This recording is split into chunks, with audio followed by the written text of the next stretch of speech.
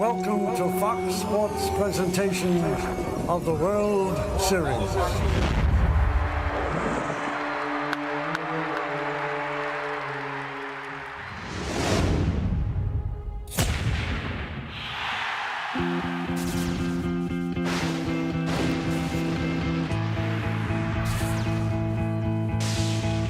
Standing in line to see the show tonight, and there's a light on, heavy glow. Skin that thick, she's such a little DJ. Get that quick, my street, but not the freeway. Turn that chick to make a little leeway. Beat that nick, the way that we play your time. Look back. Standing in line to see the show tonight, and there's a light on, heavy glow. By the way, I tried to say I'd be there, waiting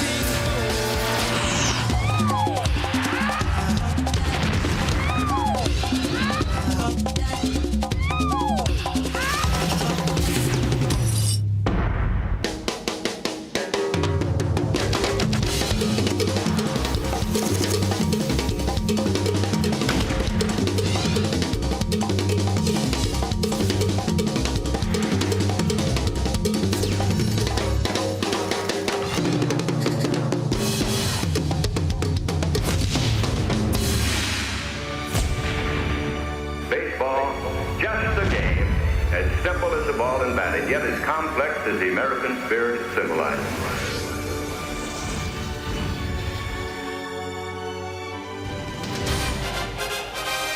In an October filled with curses, hexes, and mystique, the Marlins wreak their own kind of havoc. The little fish in the big pond on baseball's biggest stage literally ran away with Game 1.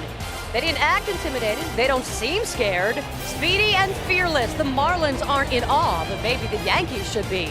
If the Stripes missed the urgency of Game 1, they are feeling it now. 3 losses from extinction. Hi, everyone. Welcome to September, and as the season turned, a nation's thoughts turned to baseball.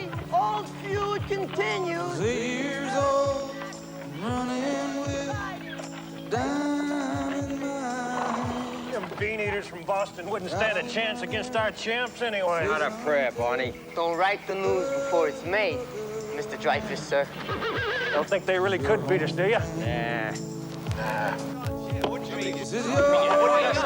really think you're going to beat the national champions? Well, we're only 3 years old. They've been around for a quarter century. I still think our boys can beat them. And, of course, it could be marvelous for both teams, where the tickets would be set at 50 cents, and the visiting club could be given a quarter on every ticket sold. Can't we stop all this constant baseball talk? This isn't baseball talk, my dear. This is money talk.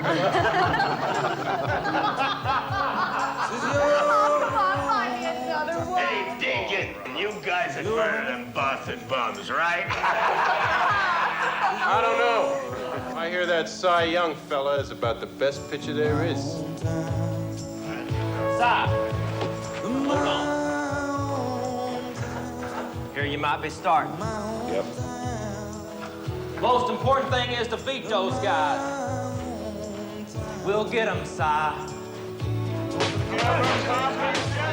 What are you going to call these games anyway? Why, it's the national championship, of course. Excuse me, Mr. Dreyfus, it's more than that. This series of games will determine the best baseball team in the world. Come on, this guy's no battle. Let's go, come on. Come on, get it over the plate. It took 8 games, but the upstart Boston Puritans beat the established Pittsburgh Pirates in 1903, and the World Series was born.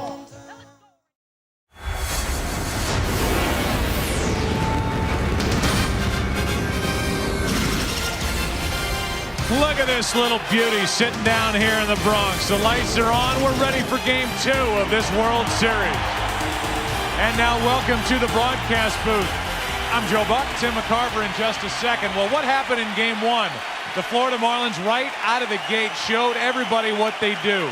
And that is they got a bunt base hit, a flare base hit, a sac fly. They took the lead. They played all night like it was a mid-May game. They weren't intimidated at all. And for the Yankees, it's reality check time. I mean, yeah, they did beat the Boston Red Sox in 7 games in the ALCS, but it was like they and the crowd took the night off last night in Game 1, and here they are down a game with Andy Pettitte on the mound and Tim McCarver. We've seen this before, haven't we? I mean, here's Andy Pettitte on the mound for the Yankees with the Yankees down 1 game to none. It's the same movie. In the LDS, the Minnesota Twins won the first game. Andy Pettitte started and won with a brilliant performance in Game 2. Boston Red Sox won the first game of the LCS. Andy Pettitte started and won Game 2, and tonight he'll try to do it again for the Yankees. The one thing, however, and you touched on it, Joe, the one thing that the Marlins, if they lose this series, they won't be awed doing it, and they showed that last night. An impressive performance here in Game 1 right here in the Bronx. Well, after Paul O'Neill just threw out the ceremonial first pitch, we get ready for the real deal, the real first pitch. It's Game 2 of this 2003 World Series coming your way next.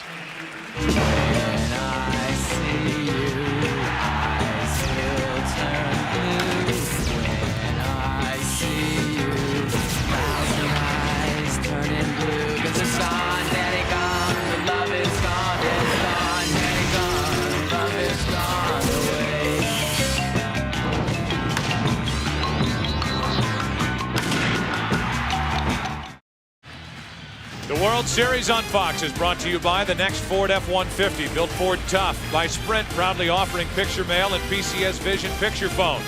By State Farm, providing insurance and financial services like a good neighbor. State Farm is there.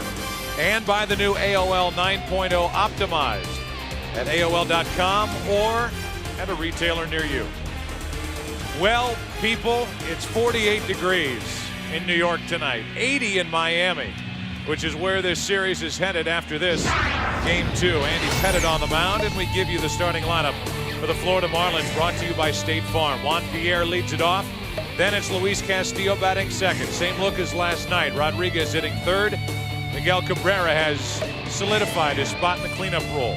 Derek Lee, Mike Lowell, Jeff Conine, the DH, Juan Encarnacion, and Alex Gonzalez is the shortstop batting ninth. And here is Andy Pettitte. Yankees once again turn to Andy Pettitte to try to win Game 2 after losing Game 1. And what Andy hopes to do is to keep the speed off the bases, and if they do get on, provide a tourniquet for the running game. Ground balls galore, that's to the left side because of that cut fastball, the cutter in on the hands of the right-handers. Both shortstop Derek Jeter and third baseman Aaron Boone should get a lot of play if Pettitte is on, and the left-handed batters that have hit well against him this year, the Marlins only have one. That's Juan Pierre in the lineup tonight. Well, the timing's working out beautifully here tonight. We can even show you the defense before the first pitch of the night. Derek Jeter we highlight at shortstop. Turned to double play last night. 15 double plays this postseason. Matsui, Williams, and Juan Rivera is the right fielder tonight. And when we give you the lineup, when the Yankees come to bat, you will notice a very different batting order for Joe Torre. But as you look at Soriano, people in New York calling for Soriano to be moved out of that leadoff spot.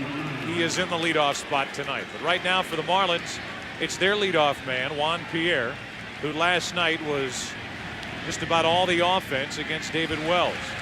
He went 2 for 3, scored a run, the first run of the night, and drove home the difference-making runs in the middle inning.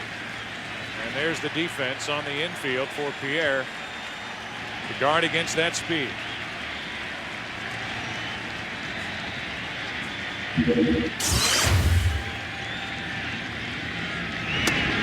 Ball one inside. These two pitchers tonight, Andy Pettitte and Mark Redmond, will be working on short rest. Only 3 days rest for Andy Pettitte.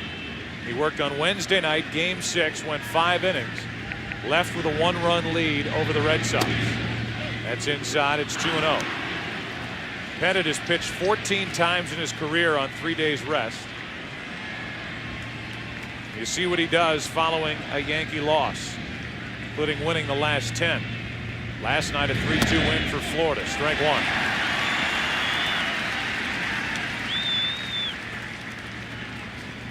Last time Pettitte worked on 3 days rest was in July of 2001.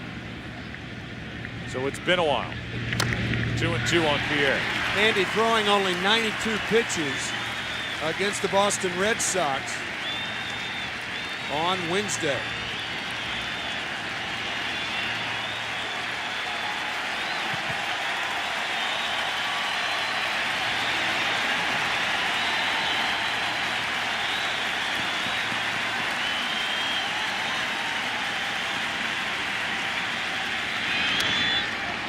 Pierre stays up there. He was the toughest to strike out across Major League Baseball during the regular season.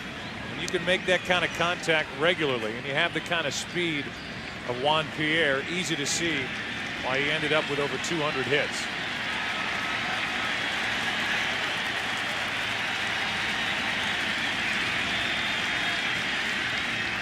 Think about it. Juan Pierre only swung through 67 strikes this year.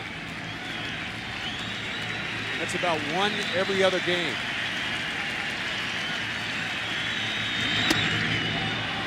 Almost caught him on that right arm, able to get it out of the way, and the count 3 balls, 2 strikes. Already a difference with this crowd, as they certainly sense the urgency involved with Game 2, with the Yankees dropping Game 1 last night. That and they're cold. They're just trying to move around to get warm.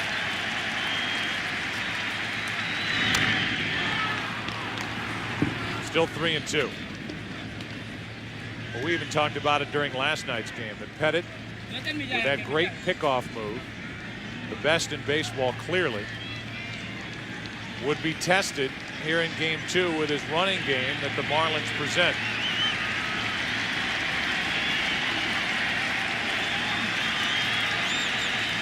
Another 3-2 pitch, and Pierre checks on Soriano. 1 out.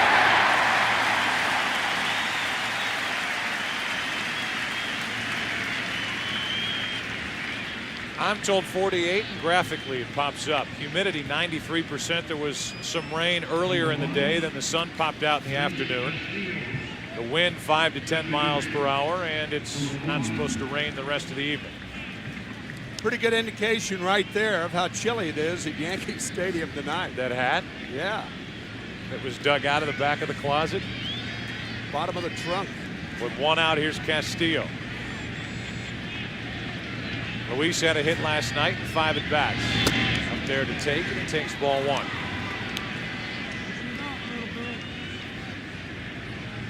Andy Pettit, when he's worked on 3 days rest in the postseason, it's happened 4 starts. He has a record of 2-1 and an ERA of 3.71. He misses low. It's 2-0. Von Rodriguez couldn't wait to tell us how cold it was out there on the field when we saw him before the game tonight. The 2-0. 2-1.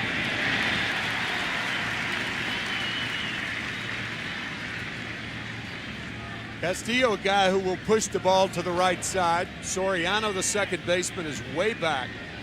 You really have to shorten up on these two, the 1 and 2 hitters of the Marlins. Reason you'd want to take, if you're going to bunt, the bunt to the right side is that Andy Pettit falls toward the third baseline. A big slot towards second base. Castillo takes ball 3.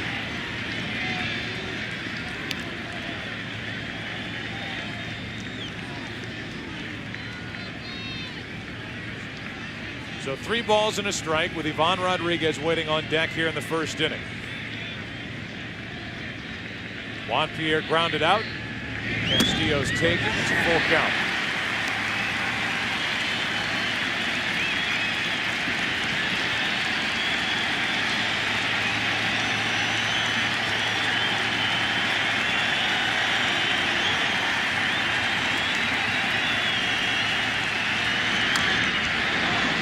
They do a lot of that, and they did a lot of that in the series against the Cubs. They made those Cubs starters work to get outs. A lot of pitches per at bat. And these Marlins are very good at this, just spoiling a pitch, getting a piece, and making the hurler throw another. Very frustrating. Those are the types of pitches that you want a hitter to put in play.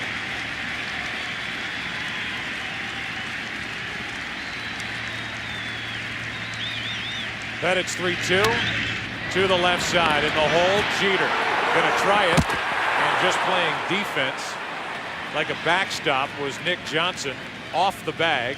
It's a base hit. 1 on, 1 out. Johnson was only hoping to keep it in the field of play. Derek Jeter has to go to his right to field a ground ball. He is not going to throw out Juan Pierre or Luis Castillo. Too much speed. So Castillo with the first base runner of the night, first base hit for the Marlins. You know what's interesting, though, is to watch a guy like Jeter, and maybe with where the ball was when he picked it up on the hop, he couldn't do it, but we talked about it in the ALCS. Typically, he kind of jumps and throws across his body, and with the speed of Castillo, he fired quickly, actually made a solid, strong throw, but it was a little wide. 1 on, 1 out. Ivan Rodriguez takes ball 1.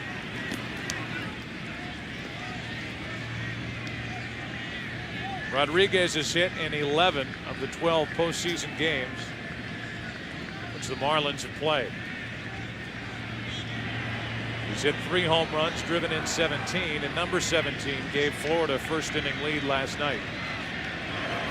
And there's Castillo's look at the move of Andy Pettitte. Andy did not have any pickoffs this year because a lot of American League runners do not run against him anymore. 67 pickoffs since 1995. That's the most in the majors.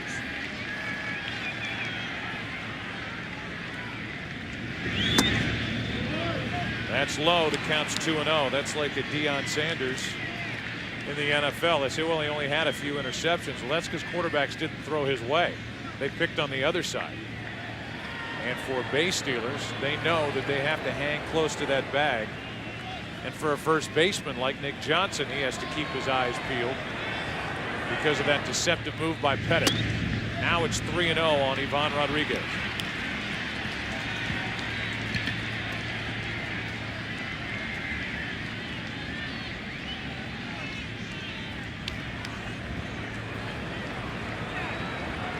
Castillo an infield hit after Pierre grounded out.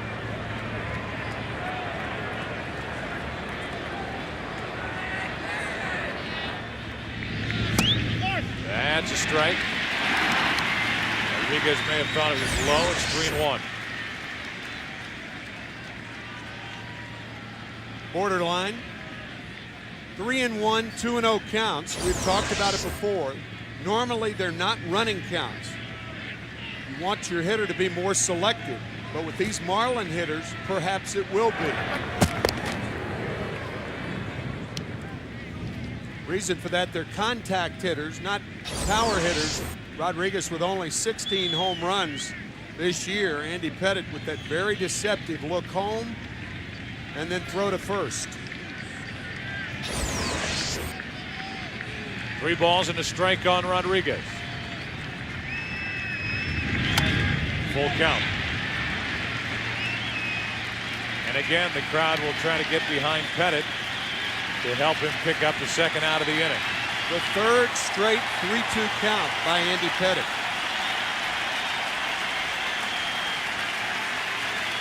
Already thrown 21 pitches here in the first inning.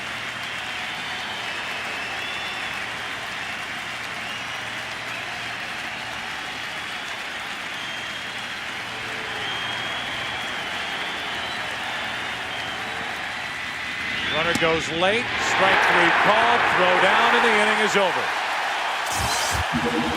Strike him out, throw him out, double play. Rodriguez took it, Posada threw it. Soriano was there for the tag. Yankees coming up.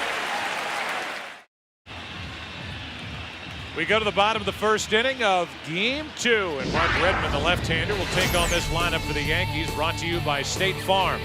Soriano is still in that leadoff spot, really struggling, with Jeter now back in the number 2 hole and Giambi back up in the 3 spot, the DH. Williams is cleaning up. Matsui had 3 hits last night.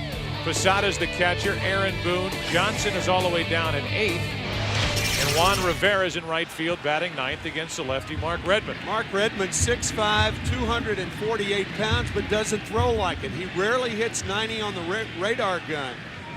He falls behind early in the count. and is unafraid to do that. 2 types of changeups, one for a strike and one for a ball, one just off the plate. Former American leaguer as Soriano takes a pitch low for ball 1. Redmond came up with Minnesota in '99, went to Detroit July of 2001, and then traded to the Marlins as that misses outside 2-0. Had a right-hander been making the start for the Marlins, Soriano probably would have been moved out of the leadoff spot by Joe Torre.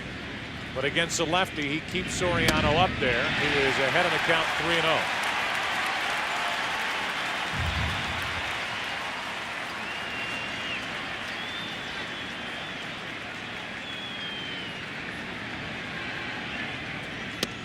Three balls and a strike. Redmond has actually lost his last 2 starts here as Dusty Baker checks in here in game 2. That's high, and it's a leadoff walk. So Soriano's patient, takes pitches, and gets the leadoff walk. And now the defense for the Marlins. Gonzalez was #1 in the National League, turning double plays during the regular season, and he's been busy this postseason. And there's his double play combo mate, Luis Castillo. Cabrera, Pierre, and Encarnacion in the outfield. Cole, Gonzalez, Castillo, and Lee on the infield. Pudge Rodriguez is catching the lefty Redmond. Here's Jeter.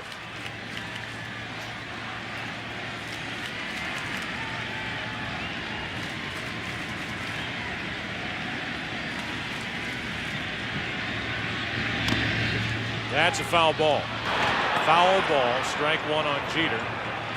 Even though Rodriguez shows off those great feet, hops out, but couldn't grab it before it was fouled. About the quickest feet I have ever seen behind the plate, and how he brings those feet up under him. Joe Torre talking about that today. May have the best mechanics ever for a catcher. And then he said, present company excluded. He said, you, Tim, and then me, meaning Joe Torre, a former catcher. Not even close. Neither of us. Check by Redmond as he shows the world his pickoff move to first. Well, and he doesn't have a good move to first base, but he thwarts the running game with a quick delivery home. He is one of the quicker deliverers in the National League. Only 1 stolen base against him this year. A bunt. Lowell lets it roll foul, and that's strike 2. Juan Pierre could have told Derek what that ball was going to do. Well, you know, I said that last night, and here it is again. But when Pierre rolled that thing down on the grass, it for the most part stayed on the grass. And this time, I guess it more has to do with spin. It was at least making its way toward the line. And then, obviously, if it falls off that shelf of grass, it's going to continue across the line and go foul. It's 0-2 on Jeter.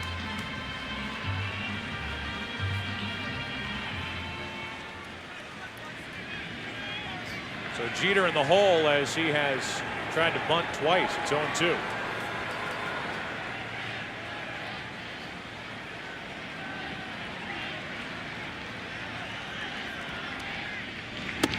Ball 1. Redmond's last start was Wednesday night in Chicago. Saw Dusty Baker in the crowd here tonight. Redmond was taking on Baker's Chicago Cubs in Game 7, and he lasted only 3 innings, allowed 5 runs. But obviously his teammates came from behind and won that game as time is called to the plate by Rodriguez. Don Mattingly has been here night after night with his son. Played with the Yankees 82-95 and only tasted postseason in 95. The Yankees were a wild card team that lost to Seattle.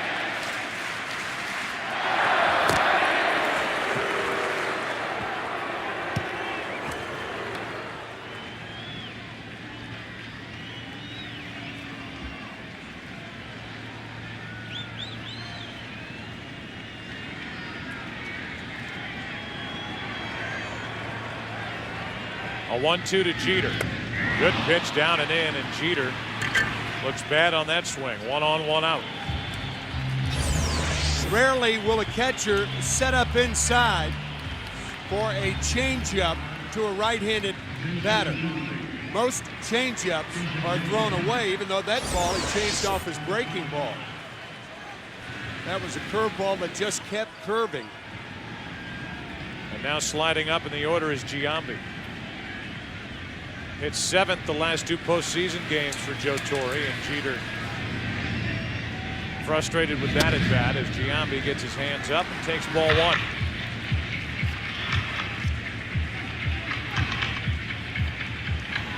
Dusty Baker wanted to be here for the World Series in uniform, in a Cub uniform. Right, he's got a great outfit on tonight. I mean, he looks fantastic.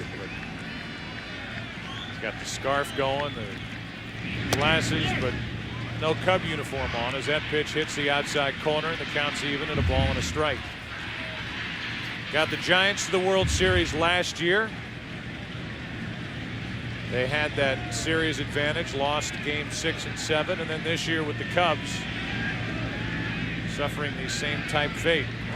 Soriano left too soon, a throw down by Lee, 2 out. And the bases are empty with Giambi at the plate.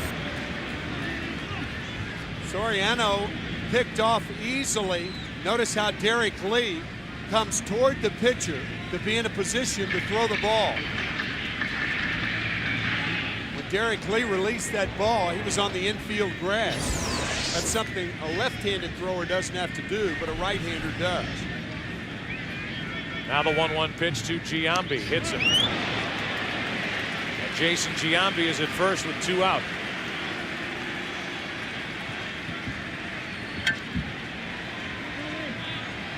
The first pitch nearly hit Giambi, and then the third pitch did. So Redmond obviously trying to work Giambi inside, and Bernie Williams comes to the plate. Last night had 2 hits, including his first home run of this postseason,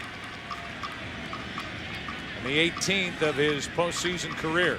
That is the only home run hit by the Yankee outfielders in this postseason.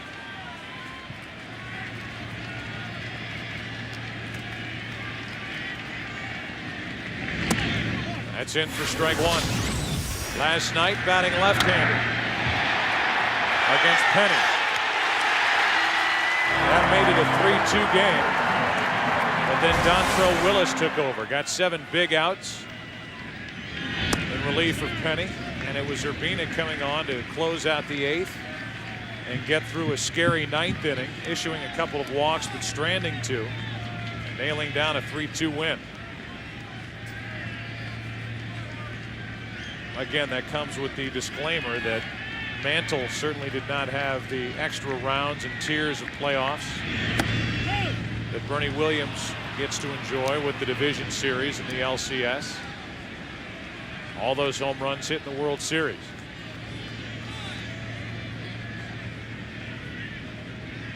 One ball, 2 strikes. That's Andy Pettitte. Williams takes ball 2. That's a changeup intentionally thrown out of the strike zone to try to get an aggressive hitter like Bernie Williams to swing at it.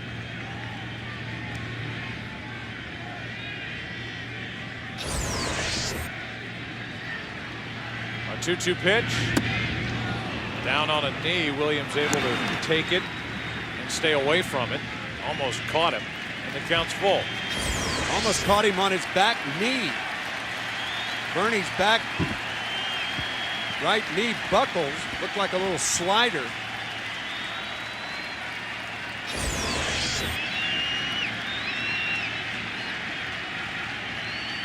Redmond on 3-2 with a runner going. Base hit to center, and Giambi will turn and go to third. First and third, 2 out for the Yankees here in the first.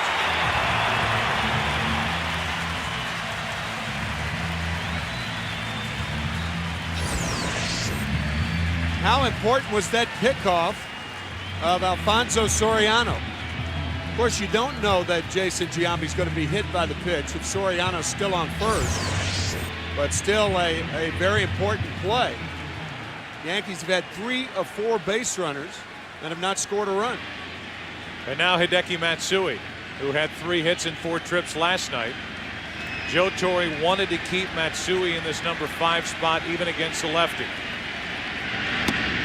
That's high for ball 1. Matsui telling the Japanese media that he considers himself a big game player. Well, he has had his opportunities already in this, his first year with the Yankees in October.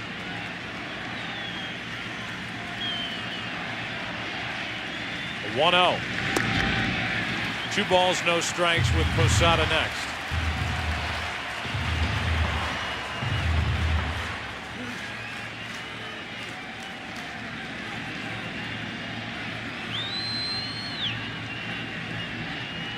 A 2-0. A floater that misses. It's 3-0. Redmond's pace is slow, and he has had a tough time falling behind one hitter after another. 4 of the first 5 hitters have been fallen behind by Redmond. A 3-0. Matsui sticks the bat out, hits it to dead center field. Back is Pierre. 3-0 New York.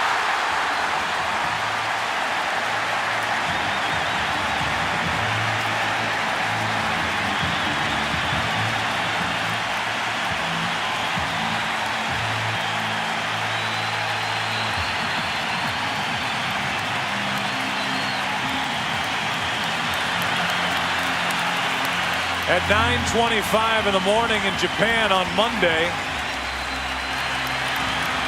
they are going crazy, you can bet, as Hideki Matsui, who had the nickname of Godzilla, hit 50 home runs last year in Japan, 16 during the regular season. Just hit his second of this postseason. Curtain call.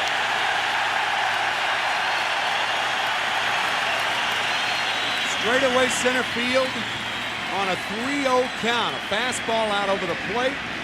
Hammered the center.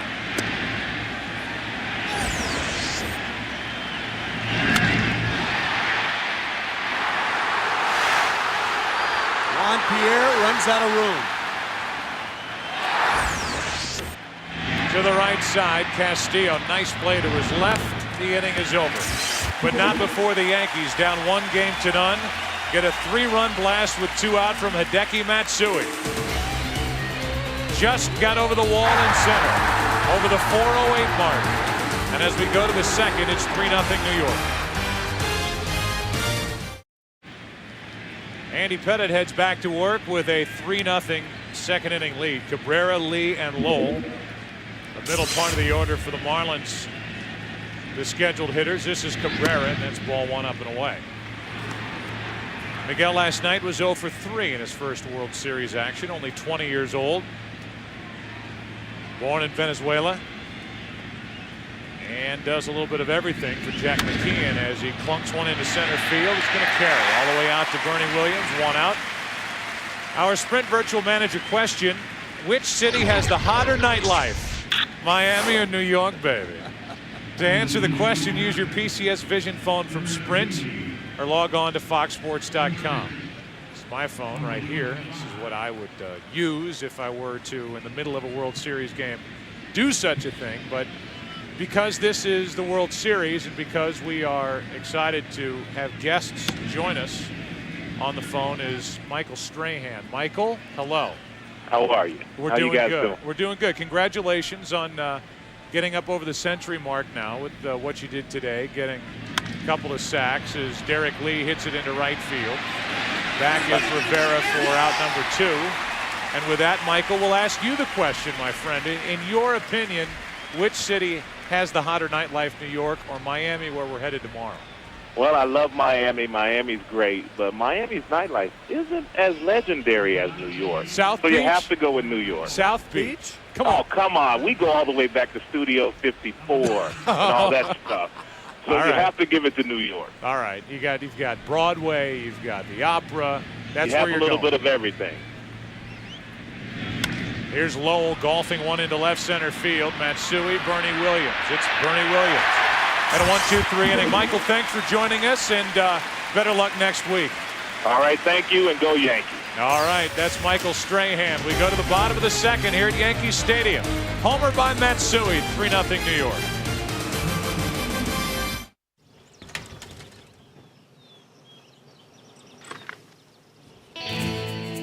Sometimes you need a little help staying in the game.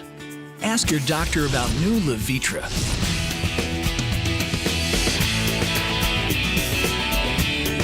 But once you get in the zone, it's good. Ask your doctor if a new choice is right for you. Ask about new Levitra.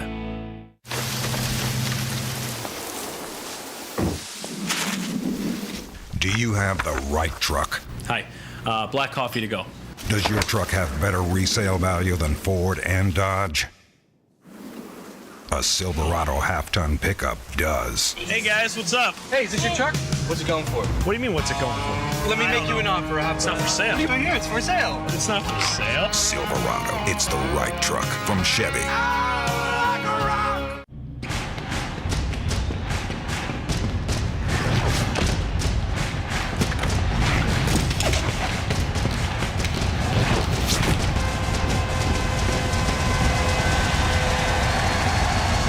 Your father is in the 14th century. We need you to help get him back. I'm going. No weapons, no cell phones, no 911. Paul Walker, Timeline, rated PG-13. Starts November 26th everywhere. I don't want to get married to a boy. Be all weird. Their parents start crying in the aisles, and they make a big scene. And then, there'd be a river of cries, right in the middle of the aisle. And everybody'd start crying. I just prefer a wedding dress. The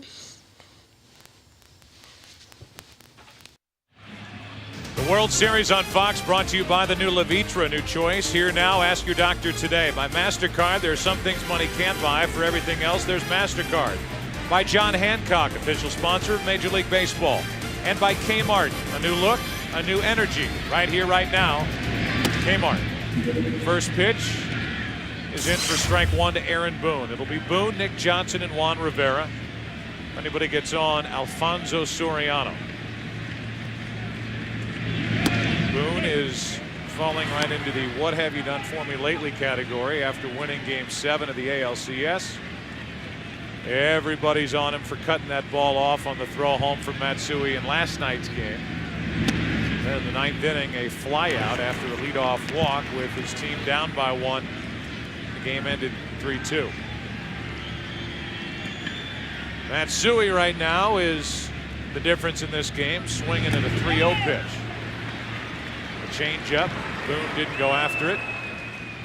2 balls, 2 strikes. Hard pitch to lay off of after 3 fastballs. But Aaron Boone, his bat does not go through the strike zone. One of the problems he has had offensively, batting only 167, he's been lunging and jumping at the ball. Well, Redmond runs a count full, and you can only fall behind so many hitters before it burns you. He got burned in the first. Yeah, we said on the scouting report he's unafraid to fall behind. He fell behind here. He gets a pop-up into right, and Encarnacion takes care of Boone. You can be unafraid to fall behind hitters, but you can take it to a great extent. That 3-0 pitch to Matsui, right down the pipe, and Matsui wasting no time in putting the Yankees ahead. Nick Johnson now with 1 out, nobody on. Joe Torre telling us before this game that when the series goes to Pro Player Stadium, Nick Johnson will sit and Giambi, bad left knee and all, will play first. Lowell with a bare hand try, and it's a base hit. A bunt base hit for Nick Johnson with 1 out in the second. Some third base coaches will have a sign for this, because when you look down, you can't really tell whether the third baseman's that deep or not. But clearly Lowell was deep enough to have to make a barehanded try. And Nick Johnson has a bunt base hit. Nicely done. Now Juan Rivera. 267 average. He has 4 hits and 15 at bats. Gets the start against the lefty Redmond.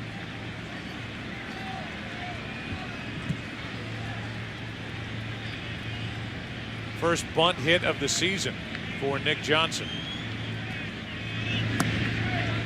And Juan Rivera, with Lowell playing as deep as he was with Johnson, showed it early on the first pitch and took ball 1. What a rarity that is in baseball. 2 bunt hits back to back. Well, Lowell's in a different spot now. Even with a bag, he's seen that enough.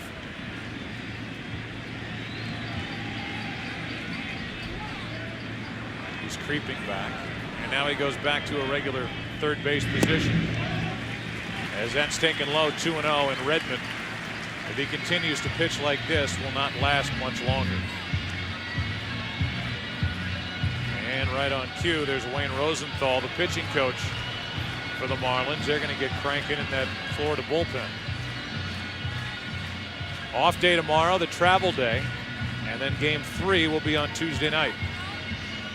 What a pitching matchup Tuesday night. Mike Mussina for the Yankees and Josh Beckett of the Florida Marlins.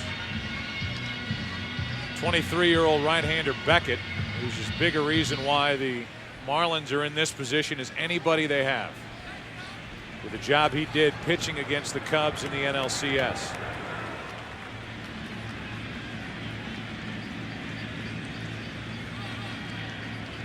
A 2-0 pitch. Rivera hammers it into left center field. Over the head of Cabrera into the wall. Nick Johnson will dig for third. They're going to bring him home. The relay by Gonzalez to the plate is wide. Go down to third. Out. It's 4-0 New York.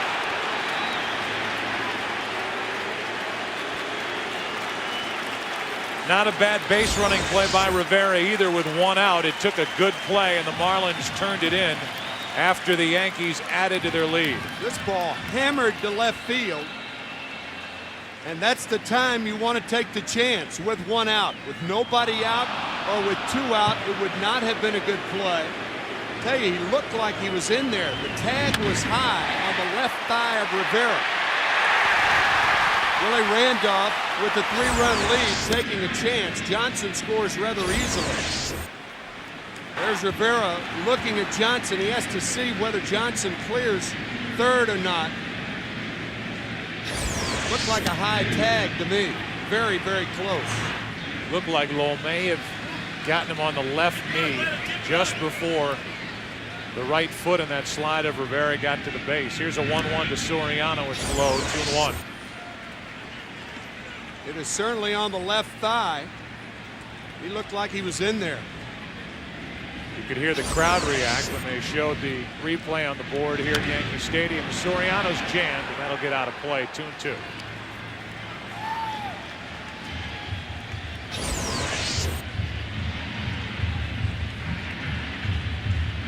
Third base umpire is Ed Rapuano. Looked like Lowell's foot was between Rivera's foot and the bag.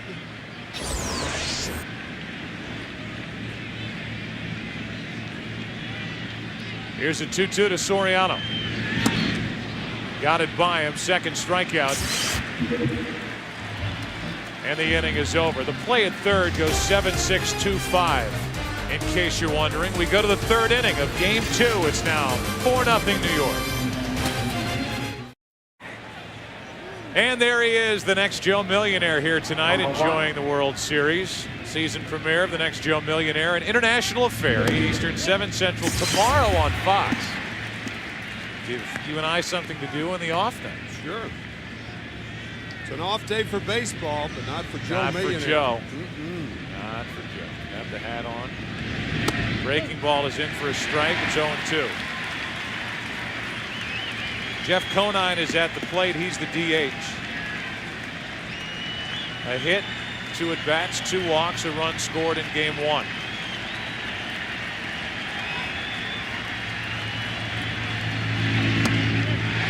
Takes strike 3 right down the middle. And strikeout number 2 for Andy Pettitte. Sometimes hitters look for pitchers to waste pitches with a count 0-2, throw it just off the plate. And this one had a good piece of the plate, freezing Conine. So Conine is sent back to the dugout, and here's Encarnacion. Number 8 hitter in this Marlin lineup, Encarnacion, drove in 94 runs during the regular season. The number 9 man, Gonzalez, the shortstop, hit 18 home runs and drove home 77.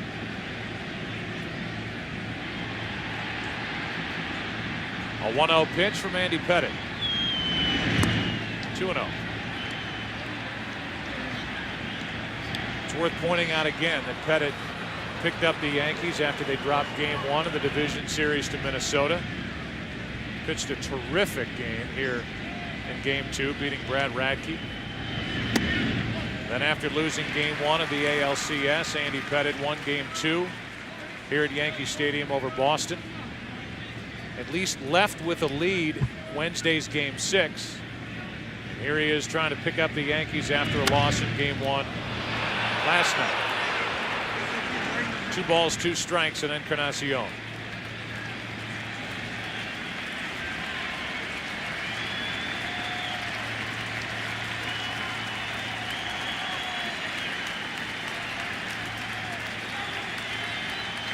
For 4-0 New York in the top of the 3rd inning. A 2-2.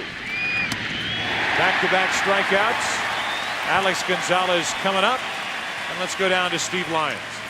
All right, guys, with Dusty Baker, the manager of the Chicago Cubs, and Dusty, obviously disappointed not to be representing the National League in the World Series, but have you had a chance to step back from that and realize the joy that that team brought to the city? Well, yeah, I mean, some.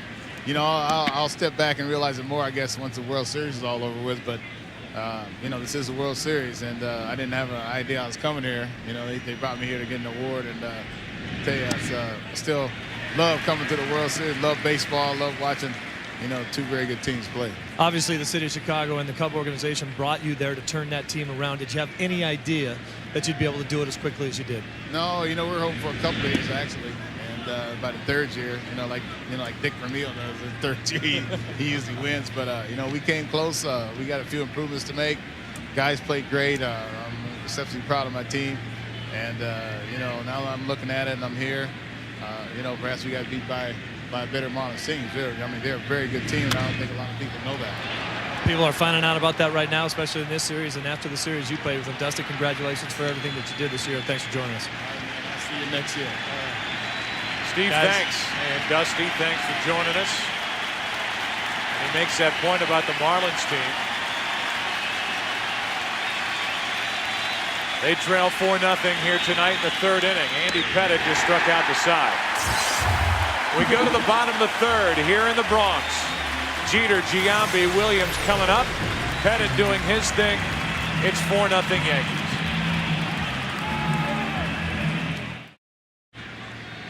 Derek Jeter first up for New York. Giambi and Williams will follow against Mark Redmond. Strike 1 on Jeter, who struck out his first time.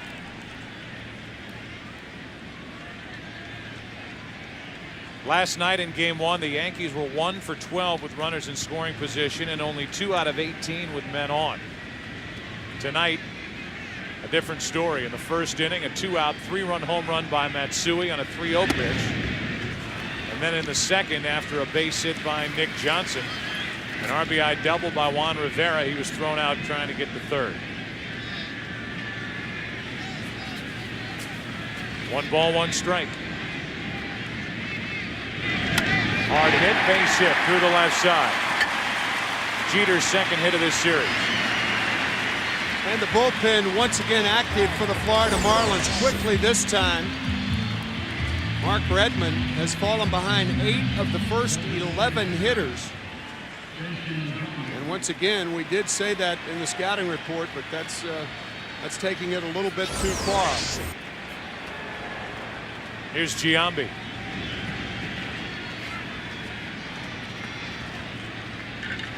Jason hit by a pitch, scored a run back in the 1st inning, and this time he lines one into right center field for Pierre. Kind of a knuckler out there and caught by Juan Pierre. 1 out.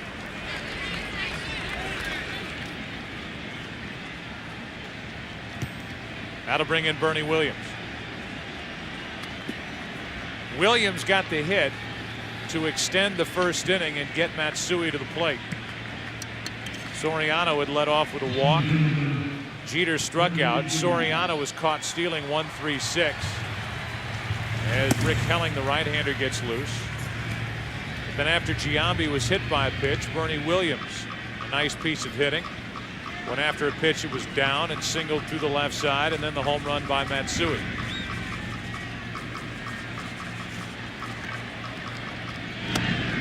That's outside, ball 1.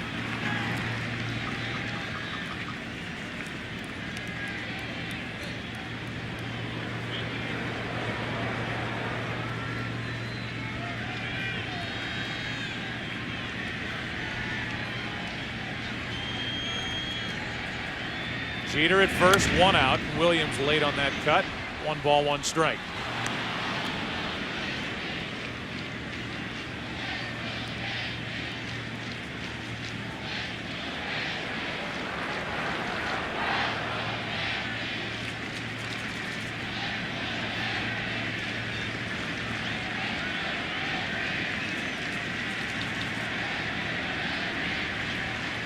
On 1-1, Williams, another foul. Same spot, 1 ball, 2 strikes. You can hear that faint cheer in the background. Let's go Yankees. That is a cheer that was not heard too often last night. Marlins effectively took the crowd out of the game in the first inning when they scored first. Redmond gave up a leadoff hit to Jeter. Giambi fly to right center, and now this one skips in and past Rodriguez down to second is Jeter. That's the second time in 2 at-bats that Bernie Williams has ended up down on his right knee, and this one missed him and missed the glove of Ivan Rodriguez. It's a wild pitch. Squirts through the legs of Rodriguez. He got down on his right knee, but he left the trap door open, and Jeter moves to second.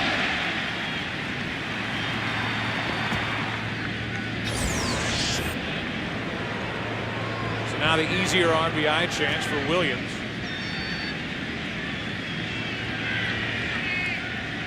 And the count's 2-2.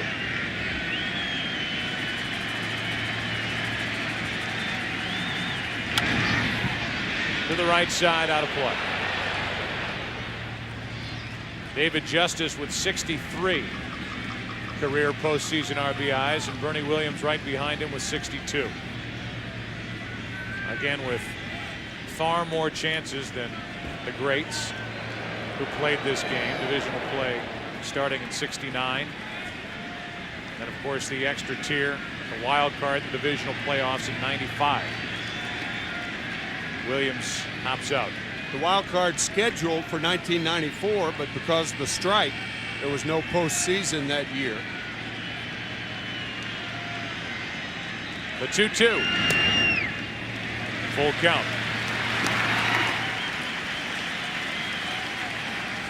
Typically, you'd say, well, with a left-hander like Matsui on deck, you'd think Redmond would stay in for another hitter after Williams, but Matsui's a guy that took him out to straightaway center field.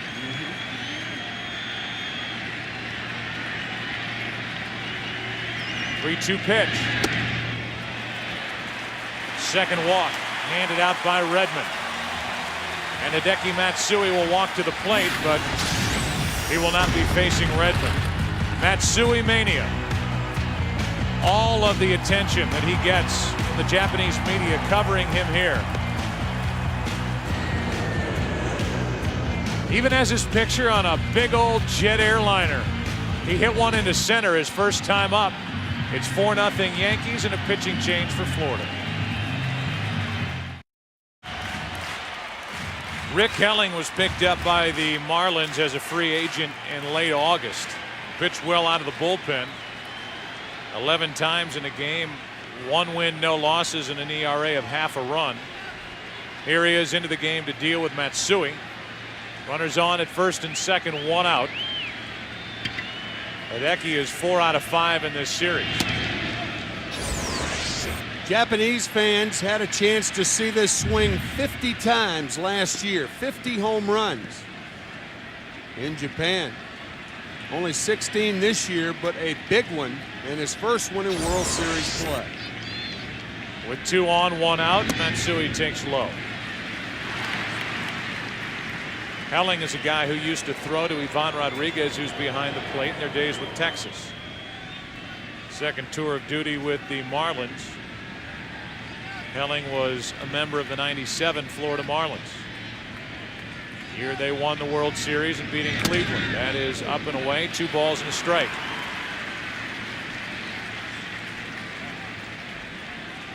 Very different with Matsui compared to Ichiro. And the way they travel about. 2 on, 1 out. That's low. 3-1. Joe Torre will tell you Hideki Matsui just falls into his step and into line with everybody else on the team. Ichiro has people around him and is, from all indications, a wonderful guy. And we talked to Brett Boone about how great of a teammate he is.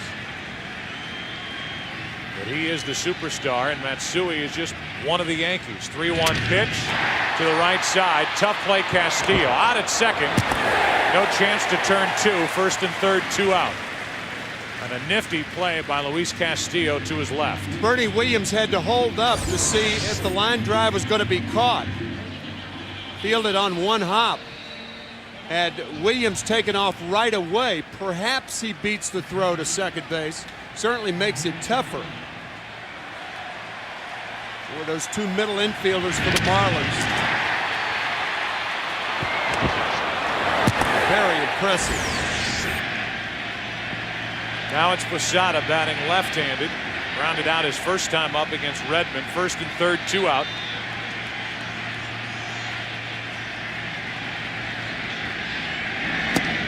Strike 1 from Helling.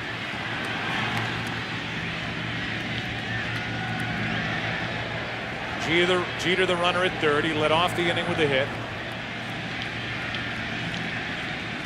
A walk to Bernie Williams. He was forced at second. Matsui runs at first. 1-1. Velocity has been getting better and better for Helling.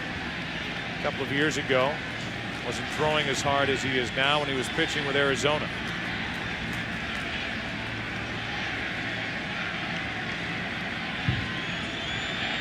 The 1-1. 2 balls and a strike.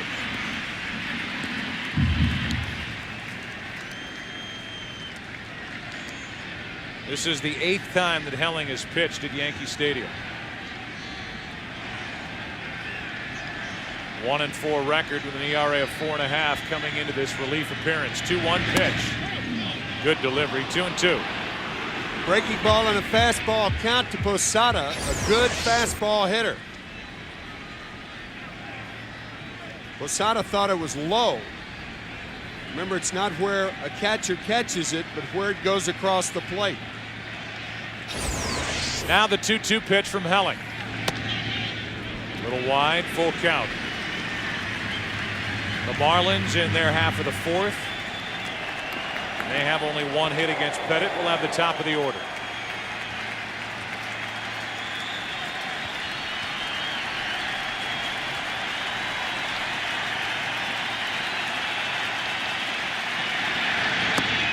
Good work by Helling to get out of further trouble. A hit, a walk, 2 left in the inning.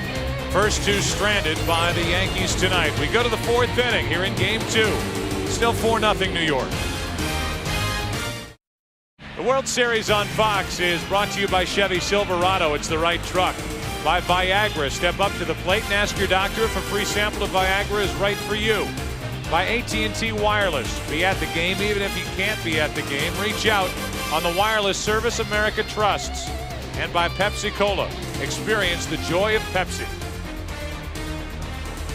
Up above, the overhead views of this World Series, courtesy of Saturn and its retailers. Hope you're enjoying Fox's coverage of tonight's game. Top of the order for the Marlins in the 4th inning, and they have to get to work. Juan Pierre first up. even with the infield in. Drops down the bunt. The throw is wide, and Pierre will hold at first on what will likely be another bunt hit, his second of this World Series, and it is. Andy Pettitte falling to the third base side. Pierre taking it with him like he did last night, and Pettitte throws it away. Watch Pettitte. Had to barehand the ball, a quick throw. And Pierre with a bunt base hit. He could basically tell you he's going to do it. He usually does, yeah. He squares around early. You can't do anything on a bunt like that. It's just put in a perfect place. It's like Brett Butler used to do it. Longtime Dodger and Atlanta Brave and San Francisco Giant. Now a ground ball, diving stop by Boone, throws wide but out at second as Soriano is able to keep his foot on the bag. 1 on, 1 out. Boy, that was very close. A fine play by Soriano. On a play like that, a second baseman becomes a first baseman by stretching. And, ooh, that was close. Brilliant play by Boone to make it. And now from his knees, throws to the outfield side, and he was on the bag. Good call.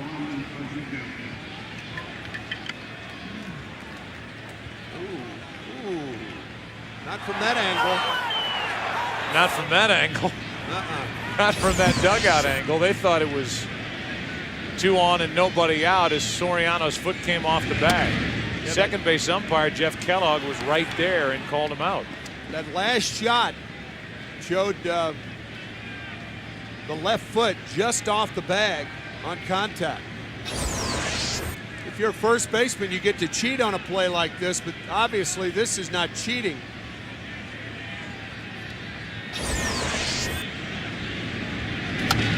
Now a ground ball to Jeter, backs up, out at second, out at first, double play. What looked like the start of a promising inning. A blink later is over for the Marlins. Good infield defense by the Yankees in the inning. They get this call from the second base umpire.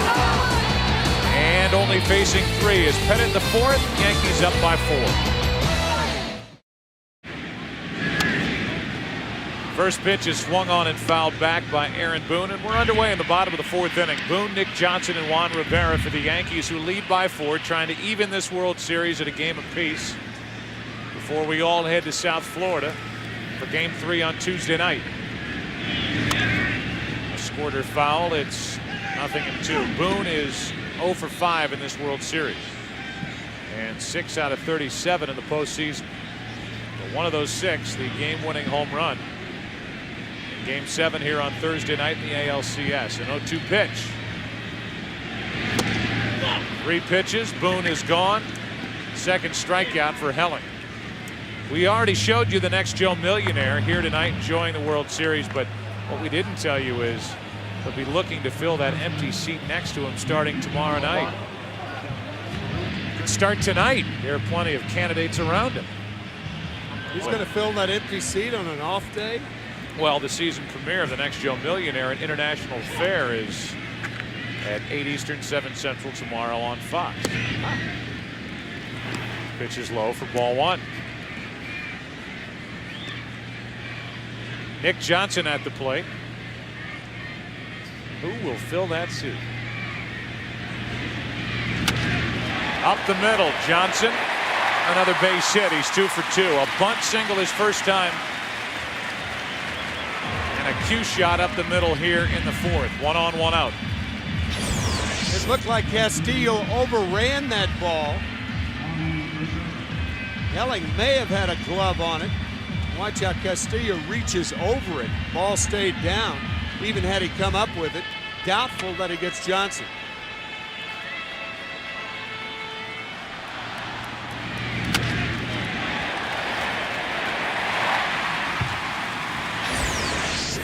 So with 1 on, 1 out, the number 9 man is Juan Rivera. He drove home the last run with a double into left center field, and he crushed it.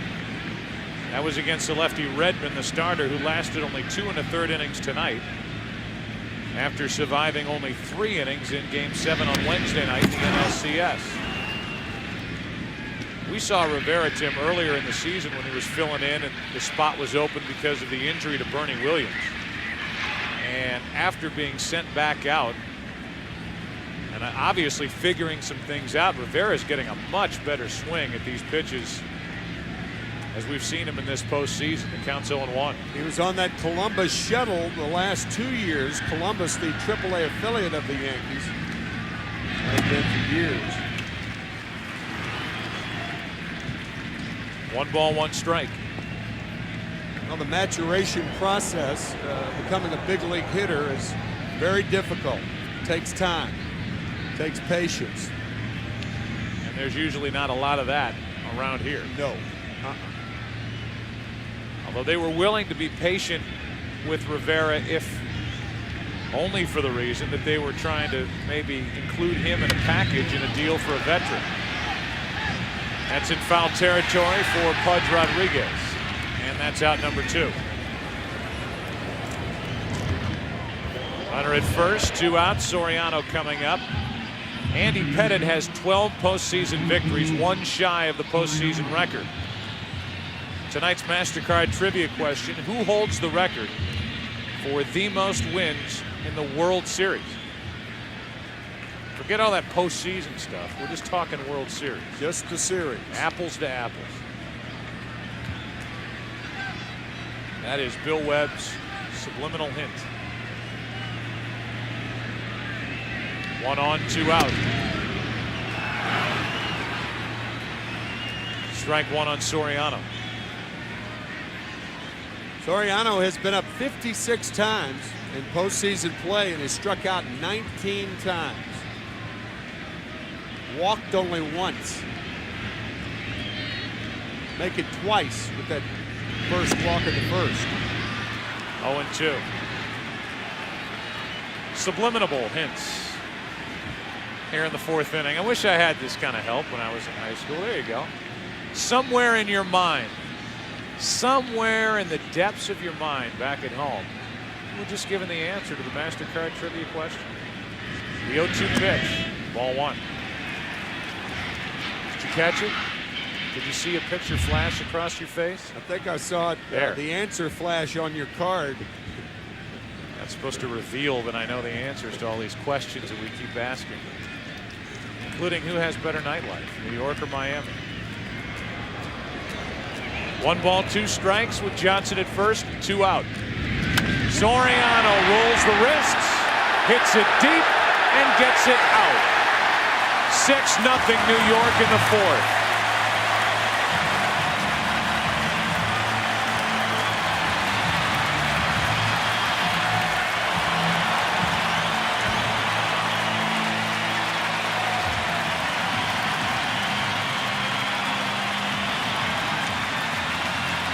They were all screaming for Soriano to be moved from the leadoff spot. He's been on base twice tonight and just hit his first home run of this postseason.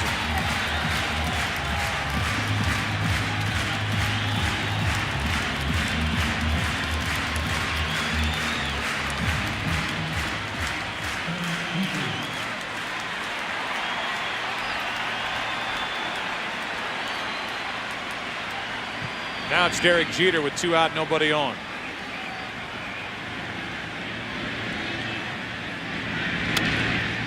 That's strike 1. That was a flat slider from Rick Helling.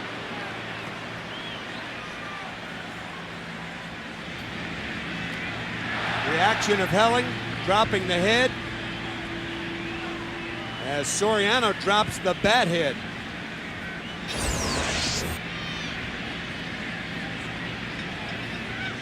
Now the 0-1 to Jeter. Inside. And how those guys figure out those little salute handshakes, I'll never know. Yeah. Do you and Gibson do that after a big strikeout? No. No. We touch hands once, then we wiggle our fingers, and we touch hands again. Took too long to learn it. 2 balls and a strike. Actually, was Juan Rivera, who wasn't even here all year. I mean, this is a guy who spent time in the minor leagues. Ding, ding, ding, ding, ding. Yes, hello, thank you. Nice home run. Have a seat. 2 balls and a strike. With 2 out, Jeter rolls one over to third, foul, 2-2. 3 in the first for the Yankees, 1 in the second, 2 more here in the fourth, and Andy Pettitte is not thinking about runs that he's getting in support, but thinking about what he has to do on the mound with his head bowed in the dugout. Cabrera, Lee, and Lowell coming up, the 4, 5, and 6 hitters for Florida in the 5th inning.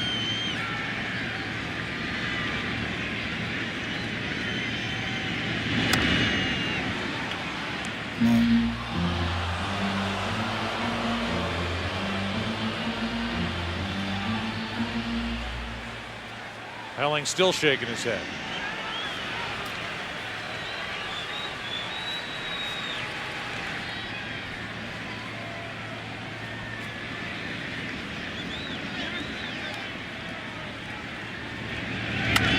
To the shortstop, Gonzalez to his left. The Yankees are trying to even this series at a game apiece. Would have been dire straits for New York if they headed to Florida down 2-0. But the bats are waking up for the Yankees in game 2.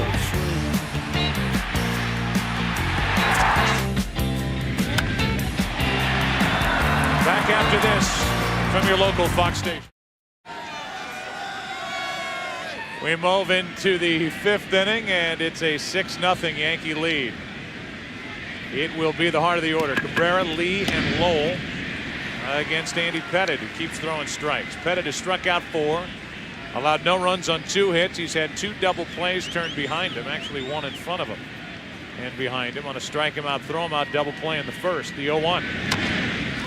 Left side, tough play for Boone, and he can't make it. See if that goes as a hit or an error. It would have taken a phenomenal play from Aaron Boone to get the out. And we wait on the official scorer's ruling after this. Cabrera is not a fast runner. Ball did come up on Boone, and it's going to be charged an error on Aaron Boone. So after making that fine play to force the error at second base on the ball hit by Castillo, Aaron Boone makes an error. Well, they just threw that ball out of play at the behest of Miguel Cabrera and the Marlins, thinking that was a hit, but it goes as an error. So instead of his first World Series hit, that ball ended up in batting practice on Tuesday night. It's an error on Boone and his 3rd of the postseason. Again, that would have been some kind of play if he came up with that. And on the dead run, got Cabrera at first. Strike 1 to Derek Lee. Lee flied out to right his first time up. Florida trying to break through somehow, some way against Pettitte.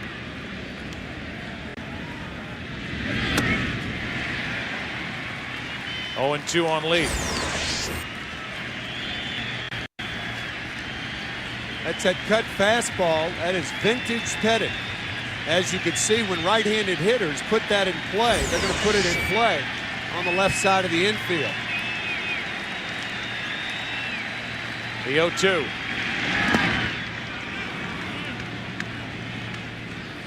Andy Pettitte gave up 16 unearned runs this year. And normally, ground ball pitchers will give up more unearned runs than fly ball pitchers simply because there are more errors made on ground balls than fly balls. There are no bad hops in the air. 1 ball, 2 strikes on Lee. Runner at first, nobody out, and Lee strikes out. That's strikeout number 5 for Andy Pettitte. Our game summary is brought to you by John Hancock as we play here in the 5th inning. It's 6-0 New York. Matsui a 3-run home run with 2 out in the first inning on a 3-0 pitch. Soriano went deep, and Andy Pettitte on 3 days rest is pitching very well here in the first 4+ innings. That cutter under the bat of Derek Lee. Yeah, both home runs. The 3-run shot by Matsui, the 2-run shot by Soriano were hit with 2 outs. 1 on, 1 out here for Lowell.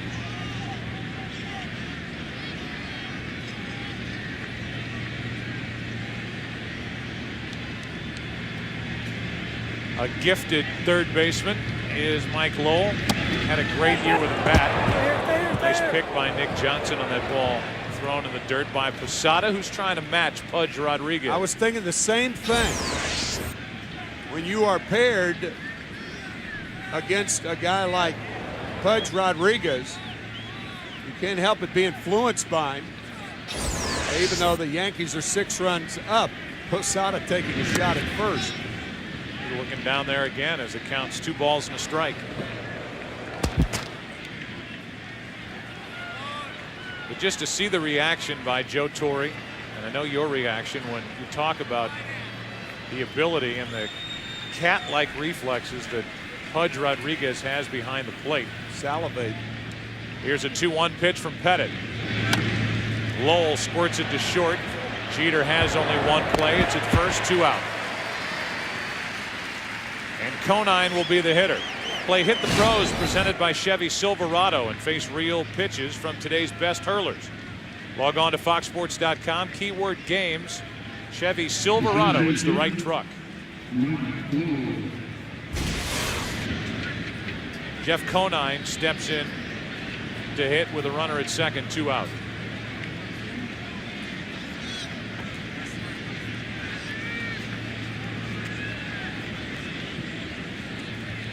Conine struck out his first time. Takes a breaking ball, hits it to center. Bernie Williams glides back. And the inning comes to a close.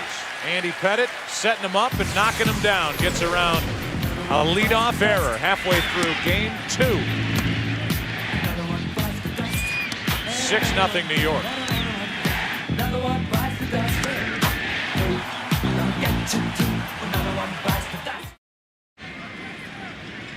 It'll be the 3, 4, and 5 hitters for the Yankees. Giambi, Bernie Williams, and Hideki Matsui against Rick Helling. Fouled out of play for strike 1. You wonder if a guy like Helling or if somebody else will get an opportunity when this spot in the rotation comes up again for Florida. And you consider Redmond lasted only 3 innings on Wednesday in Game 7 in Chicago and only 2 1/3 here tonight. Giambi didn't get it all, and Encarnacion comes on for out number 1. Giambi now 0 for 2, hit by a pitch. He scored a run tonight. Bernie Williams will dig in.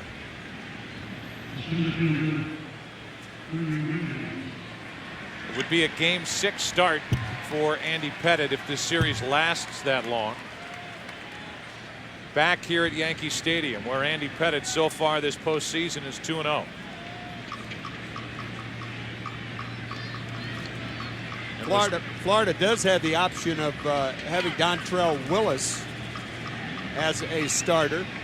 He, by the way, is available tonight, but of course the Marlins have a long way to go before he becomes available because they're trailing by 6. 1 out, nobody on. Williams takes the ball. I think on the other side of that argument with Dontrell Willis is you've got Michael Tejera, who did not fare well against left-handed batters during the regular season. They hit .392 against him. You've got some left-handed thunder in this lineup for the Yankees. I would imagine Jack McKeon would love to have Dontrell Willis for that right spot to bring out of the bullpen in a key moment to get a left-handed batter or 2 out. So he'll probably keep him there. That's probably right. Then you bring Redmond back if it goes to 6 against Andy Pettit. The 1-1 pitch is outside.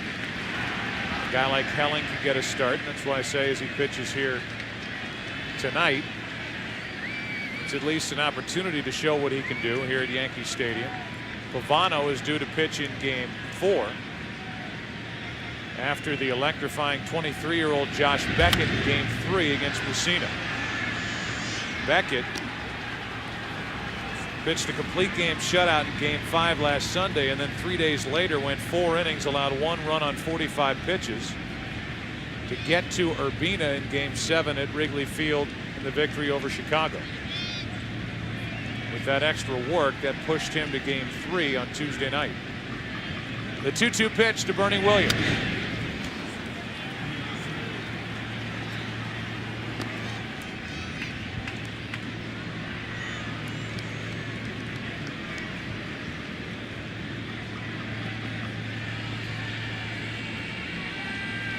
Williams singled and scored in the first, walked in the third.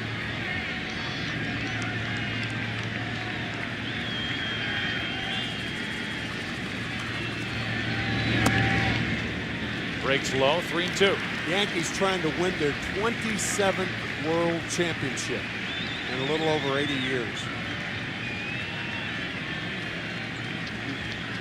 26 times. They just won the pennant for the 6th time in 8 years with Joe Torre and 39th time overall.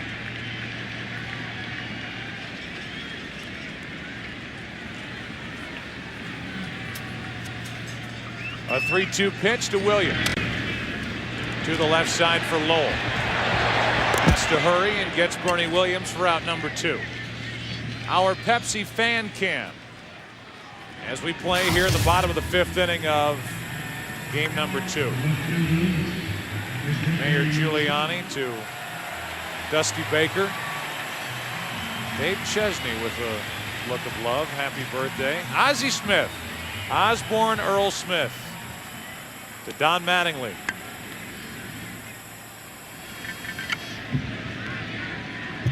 As with 2 out, nobody on, Hideki Matsui bats. And takes a ball.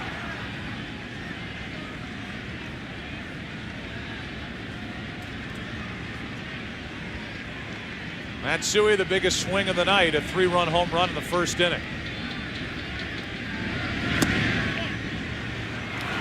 1 ball, 1 strike.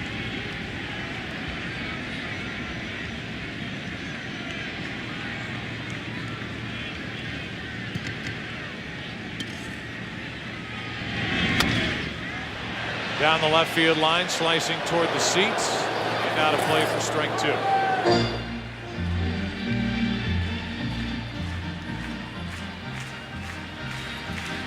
Since 1996, Joe Torre's first year, these Yankees have lost game 1 of a playoff series 8 times. And then they've come back to win 7 of those 8 series. They've done it twice this postseason, against Minnesota and against Boston. Matsui checks it, 2 balls, 2 strikes.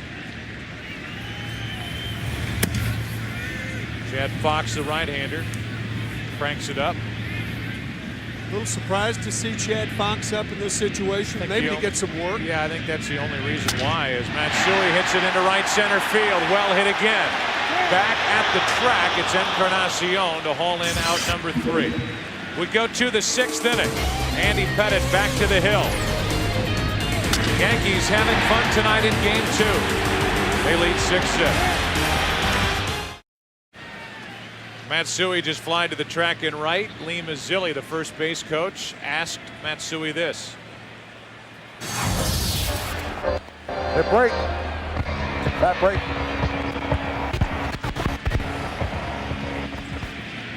It did break. We have video proof as Encarnacion takes a pitch inside for ball 1. Clearly splintered.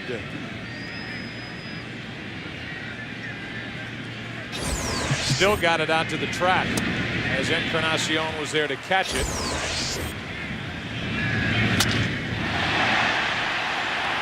You could see Matsui look down after he made contact. He knew it was broken, and it's what usually happens when you hit it on the trademark. Here's a 1-1 pitch to Encarnacion. Tied, 2 balls and a strike from Pettitte. Just so you know, it's usually the first question that's asked of Joe Torre every night. What about Rivera? How many innings would Joe Torre use Rivera if the situation came up? If they need him, he is available for 2 innings tonight. But right now, it's 6-0 New York as the count goes to 3-1 on Encarnacion. Worked 3 innings on Thursday night in the Game 7 victory over Boston. A leadoff walk puts Encarnacion aboard, and that's the first walk of the night. Handed out by Andy Pettitte. The in-game box score for the Marlins is brought to you by AT&T Wireless. Pierre, a bunt single back in the 4th inning. Castillo, an infield single in the 1st. Other than that, a lot of zeros. You can add a walk for Encarnacion, who's on to start the 6th. Here's Gonzalez. And Encarnacion gets a look at that Pettit pickoff move. There is no way, however, that Encarnacion can be picked off in this situation. Trailing by 6. Perhaps told that by Perry Hill, the first base coach. Strike 1 on Gonzalez. You know, if you're Aaron Boone, you better get your rest the night before an Andy Pettit start, because the third baseman's going to be busy with all those pitches diving down and into those right-handed batters.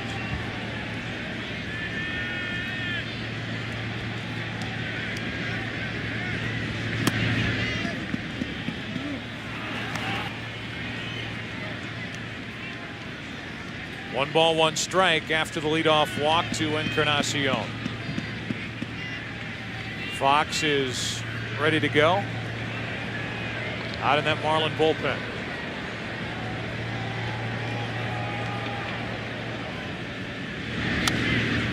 Fouled back, strike 2.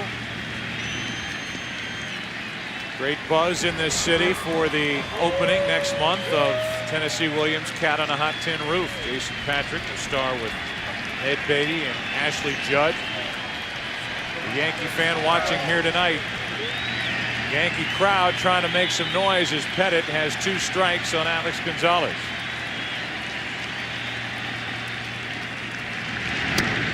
High heat, got it by him. Strikeout number 6 for Pettit. Even though the Yankees are up by 6 runs, an important out, the first out of the 6th inning, with Juan Pierre coming up. Jeffrey Loria, the owner of the Florida Marlins, is living and dying with every pitch with his team down by 6 here in the 6th inning. And here is Pierre with a runner at first, 1 out.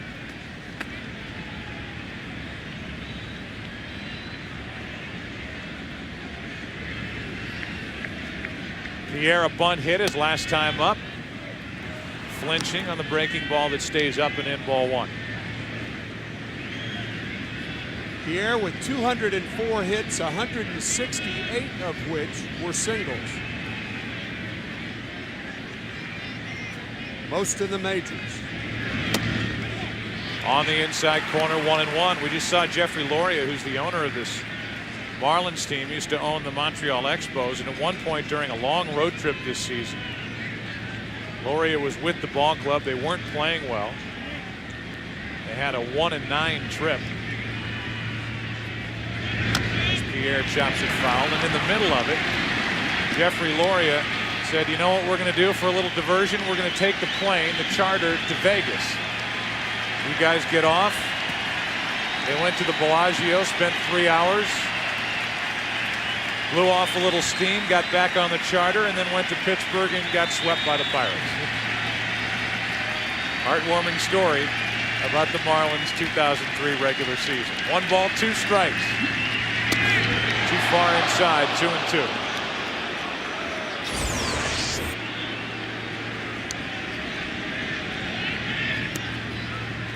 Left-handed batters batting .321 against Pettit this year.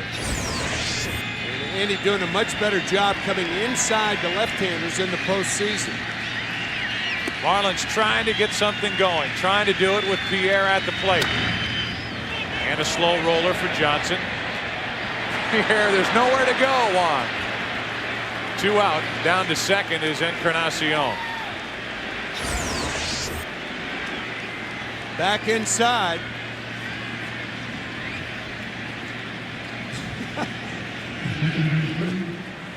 Pierre looking down at Encarnacion and thinking he had a chance to go to third. No way. So now Castillo will step to the plate. 1 for 2 tonight.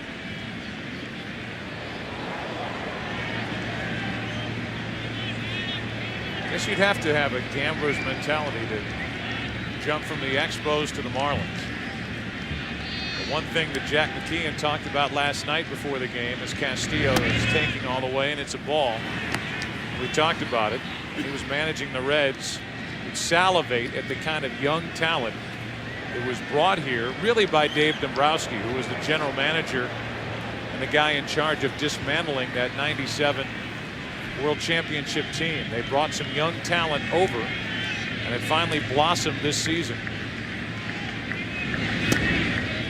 Dave Dombrowski, now the general manager of the Detroit Tigers, off a horrible season.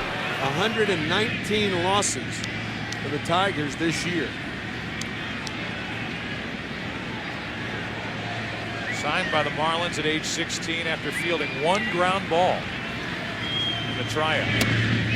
Didn't take long, I guess, to realize the kind of talent that, my gosh, I'd have a shot to sign with the Marlins. I would field one ground ball. 2 balls and a strike on Luis Castillo. It's kind of a throwback team, these Marlins, with the speed at the top. Kind of a Whitey ball. Cardinals, early to mid 80s, the Montreal Expos. A lot of AstroTurf teams who would get on, run, get them over, drive them in with a ground out or sac fly. The Marlins doing it the old way. A 2-1 to the left side. Jeter got a tough hop and gets the out. A leadoff walk. Andy Pettitte pumped up as he gets around it. Bottom of the 6th inning rolls in. Yankees bat up by 6. Chad Fox takes over the numbers this postseason, and you talk about a guy who has filled a role for Jack McKeon and the Marlins. This is the guy cut loose by Boston. They didn't have room for a guy that threw in the mid-90s with a good breaking ball in that Boston bullpen in the middle part of the season. The Marlins picked him up. He's the real right-handed setup man for Urbina, and a guy that Jack McKeon in a tight game likes to bring out of the bullpen with runners on. 2 balls, no strikes on Posada. Jack McKeon, who grew up 25 miles away from here in Jersey, as a kid would come to this stadium and the Polo Grounds to watch Major League Baseball. There's a strike. 3-1.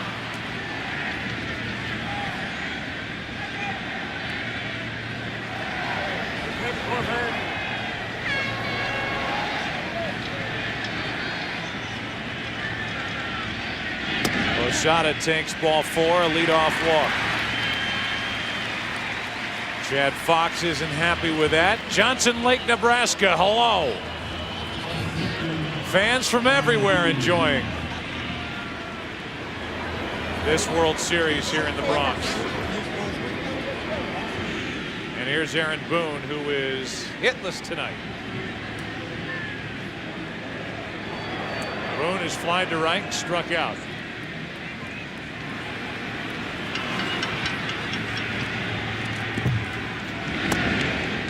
That's over with low ball 1. Interesting when you compare the managers of these two teams. Joe Torre signing with the Milwaukee Braves back in 1958. His brother Frank Torre, of course, played first base for the Braves in the 1957 series.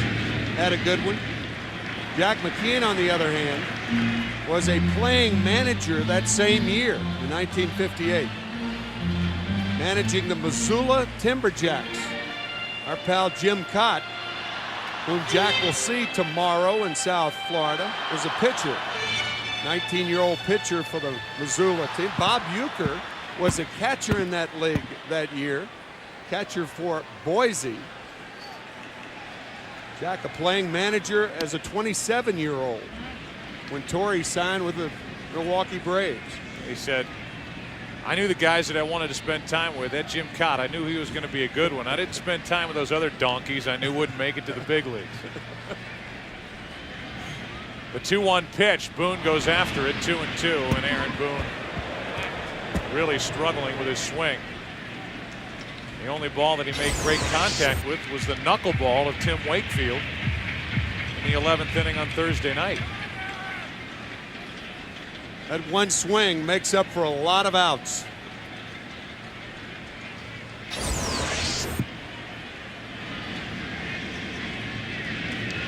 A leadoff walk, and now a full count as Fox is having a tough time throwing strikes.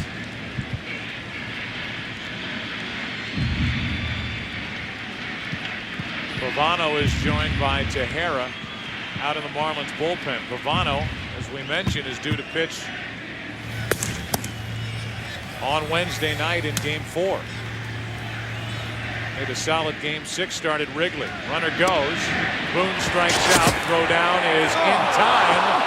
A strike him out, throw him out double play, and the ex-catcher of 20-plus years groans as he watches this incredible throw from Pudge Rodriguez. Off balance, throwing the ball over Aaron Boone, and a strike to get Posada.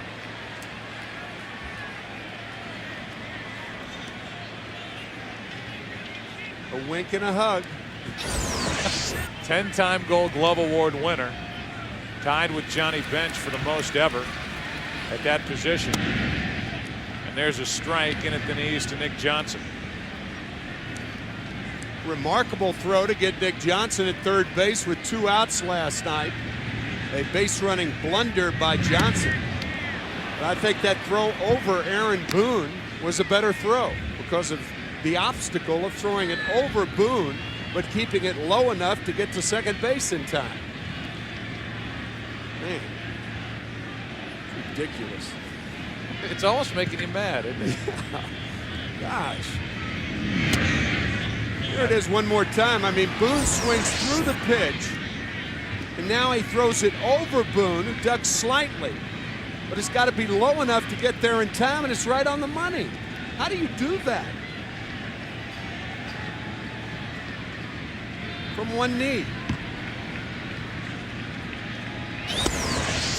2-1 pitch to Nick Johnson, 3-1. Can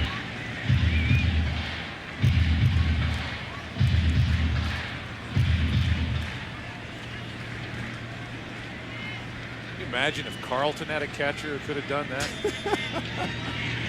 That's into right center field off the bat of Nick Johnson. It's going to get all the way to the wall, and Johnson has his 3rd hit of the night. It's a double with 2 out here in the 6th.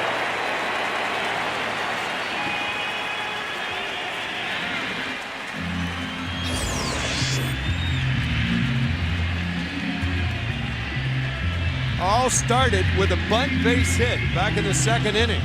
The first of 3 for Johnson with a couple of runs scored. Nick entering tonight's game batting .163 in the postseason. You don't get in a slump in one night, you don't get out of it in one night, and Nick understands that. Juan Rivera now, the number 9 hitter. 1 for 2, an RBI double back in the 2nd.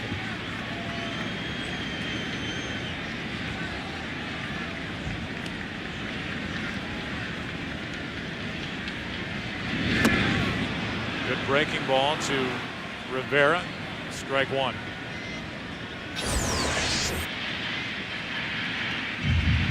That's that tightly wrapped slider from Fox. It looks like a splitter.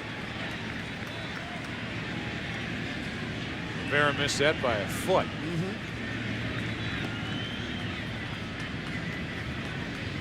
That gum is always perilously close to falling out of the mouth of Chad Fox as he works, especially in October. The 0-1 pitch. Into right center field, that ball carrying to Pierre. Right in front of the track to end the inning. We go to the 7th. Fox made it difficult on himself. Rodriguez shows his wares behind the plate again. Gotcha. Back after this from your local Fox station. Top of the 7th inning, 6-0 New York. Ivan Rodriguez, who just showed off how brilliant he can be behind the plate, will lead it off. Giving a wink back to his dugout when he took care of Posada, running on a 3-2 pitch. The bottom of the 6th inning, takes a strike.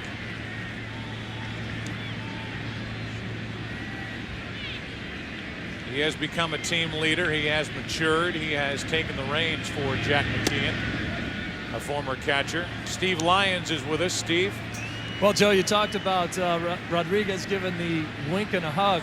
Many viewers from last night's ball game may have seen him give a little peck on the cheek to Uguet Urbina after the ball game.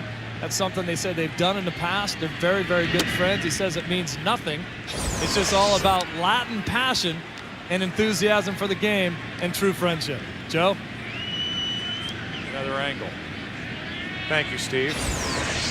2 balls and a strike on Pudge Rodriguez.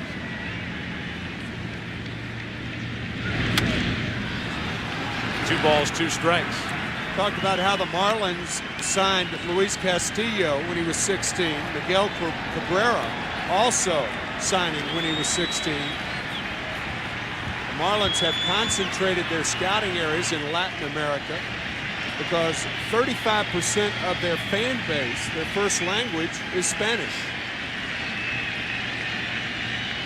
2-2 pitch is chopped foul. They have one of the greatest broadcasters ever, Felo Ramirez. Oh, yeah. Who takes the travels with this Marlins team, a Hall of Famer. And a guy who a lot of these Marlin players respect and look up to. Here calling these games in Spanish back to South Florida. 2 balls, 2 strikes. Ivan Rodriguez 0 for 2 tonight. Has anybody paid attention to the fact that Andy Pettitte is working on a 2-hit shutout? He's gone about his business. He struck out 6. He's walked only 1. The Yankees have turned 2 double plays. Pitch count is down. 3 days rest. And he's happy to get out of the way of that line drive off the bat of Rodriguez.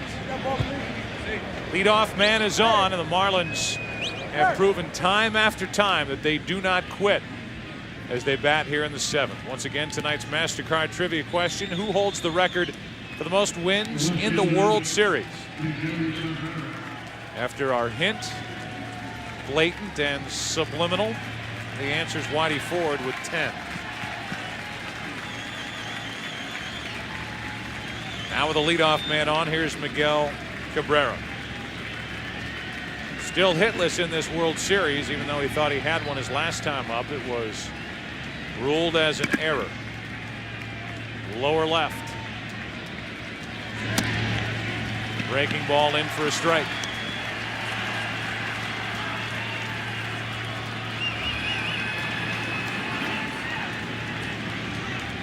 Depending on whether the Yankees win or lose, for fans in South Florida that aren't familiar with it, after the game here at Yankee Stadium. Ground ball to third. That's a fair ball. Cabrera doesn't run, and it's an easy double play. Cabrera didn't run. Got halfway down the line as that ball stayed fair. Talked about Aaron Boone and how alert he has to be. He completed the play. Cabrera didn't. Looking back at the umpire, he now doesn't run hard. The only explanation is he thought it hit him. I guess in the batter's box, as that ball went right over the bag. Yeah, Boone fielded it in foul territory, but it went over the bag. But Cabrera didn't run before that ball got to the bag. I think what he may have been pointing to was his left foot. Oh, yeah. It did. Yeah, it did hit his foot. The ball hit his left ankle. So instead of a foul ball, it's a double play. No wonder Cabrera didn't run. The home plate umpire cannot see it, but watch his left ankle. That ball definitely hit him. And once it hits him, it's a foul ball. So trickling down to third, Aaron Boone completing the play, and the Yankees get 2 outs. And Cabrera explaining as best he can. He turned around as Lee hits one in the air to right. That ball's got a chance at the wall. It's caught by Rivera. And a bad break for Florida in this 7th inning. They get a leadoff hit. They have their cleanup man on. He hits a foul ball off his left ankle that somehow stays fair, and instead of a strike, it's a 5-4-3 double play. Andy Pettitte, a 3-hit shutout through 7. Time to stretch, 6-0 Yankees. From the mountains to the prairies to the oceans, white with foam,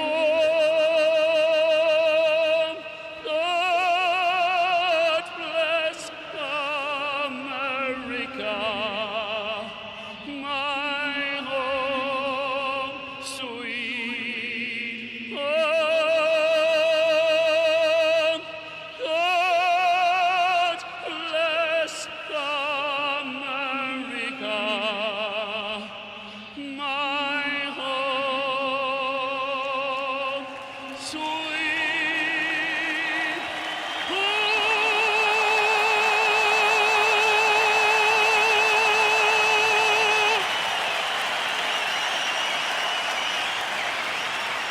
Ronan Tynan with God Bless America here at Yankee Stadium, and on the heels of that beautiful rendition which he delivers night after night, we at Fox Sports wish to extend our condolences to Kevin Hallinan. He is the Senior Vice President of Security and Facility Management for Major League Baseball. Kevin's wife Joan passed away yesterday, and all of our thoughts and prayers are with the Hallinan family.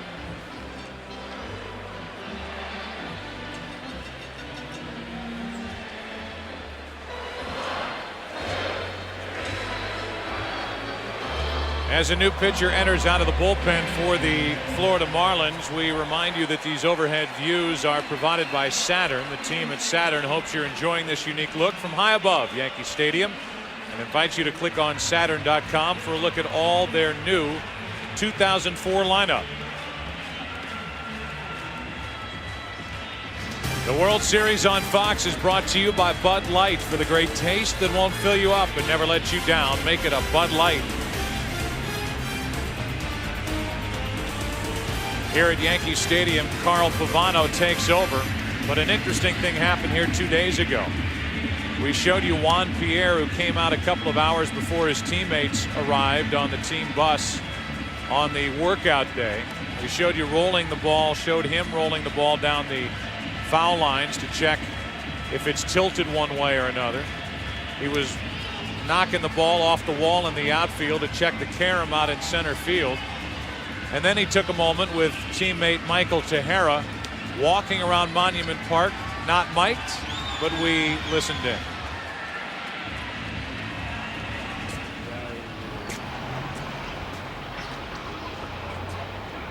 Old Billy Martin. Forget him and Reggie. Louisiana Lightning. Yeah? From Louisiana, but hometown boy. Yeah, Hometown boy. about an hour away from where I'm from. They put Mickey Rivers up here. This is history here, baby. Yeah. Biggest stage right here. Can't get a bigger stage to play on. A little more than 24 hours later, he would be crucial to the Marlins' victory in Game 1. Scoring the first run, driving in the next two, and a 3-2 win. Tonight, though, the story is Andy Pettitte and the Yankee bats coming alive. Soriano is at the plate dealing with Carl Pavano. Soriano tonight has walked and caught stealing, struck out, and hit a 2-run home run. That is hit hard but foul. 1 ball, 1 strike. Fox went 1 inning.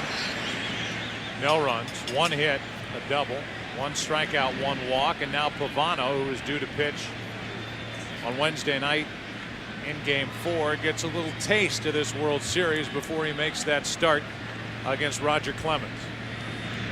A 1-1 to Soriano. Strike 2. Carl Pavano, through association, has had a taste of greatness before. 1998, and you were there, Joe. Mark McGwire's 70th home run. Carl gave that up. A couple of years before that, traded from Boston to Montreal for Pedro Martinez. Those are two pretty good brushes with greatness right there. And that's a pretty good fastball over the outside corner for strike 3 as it comes back.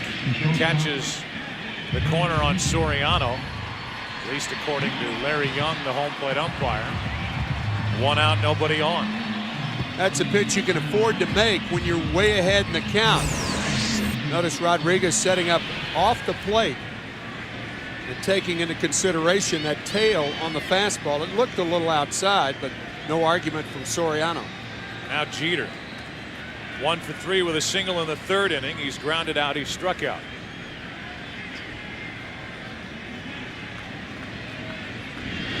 Started to say last half inning that at the end of the game here at Yankee Stadium,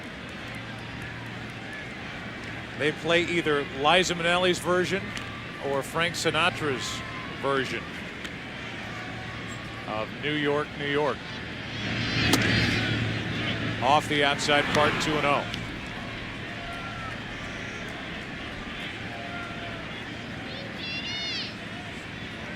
They play Liza after they lose and Frank after they win. We heard Liza last night. The 2-0 pitch. 2-1. Now that inspired rendition, as they're both taken every time Ronan Tynan sings God Bless America. So inspirational. But we talked about how the Marlins have built up their scouting in Latin America. Now it's 13 hours difference in Japan. Hideki Matsui, one of their heroes, 3-run homer tonight. Well, when this game started, it was 3 a.m. as Derek Jeter gets hit on the left ankle, I believe. It's 3 a.m. in Baghdad. And our troops are watching tonight's game through our international feed, taking our feed, actually. Barry Thorne, Rick Sutcliffe for the calls. 5:15 a.m. and certainly while we watch and those play the game, that caught him on the right knee. Right knee. Jeter right back into the box. 2 balls, 2 strikes. We hope to present a little diversion with what you're all faced with over in Iraq. So watching in Baghdad as we play here in New York for the series about to shift to South Florida. Travel day tomorrow. Game 3 on Tuesday night, and the Yankees trying to even the series before we all get on planes. Jeter walks away before they appeal, and the first base umpire, Gary Darling, says he went. 2 strikeouts to start the inning. Major League Baseball Ultimate World Series Pass. Game 2 winning number is what you see displayed here. If your hologram number matches the one shown here, you are eligible to claim a $10,000 U.S. shopping spree at Radio Shack. Or just $10,000 U.S. shopping spree at Radio Shack. That's the opposite way off the bat of Giambi into the corner, takes a hop off the wall, and it's a 2-out double. So Giambi trying to find his stroke. Is lined out tonight, gets his first hit. It's a double into left field. Well, that's how a lot of hitters find their stroke. They go the other way. That front shoulder is so important in hitting. And when you hit a ball like that, the outside part of the plate the other way, it puts that shoulder in the proper position. And when you have it in the proper position, closed, a lot of things good happen. You can see right on the sweet part of the bat for Jason Giambi as he doubles to left. And so with 2 out, the inning continues for Bernie Williams, who has singled and scored, walked and grounded out.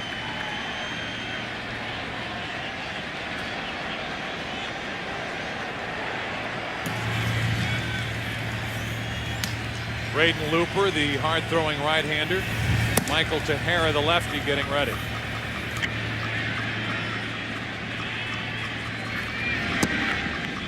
Pavano misses with ball 1. I wouldn't imagine the Marlins would want to extend Pavano too far, either within this 7th or beyond the 7th, with a start coming up in a couple of days. No.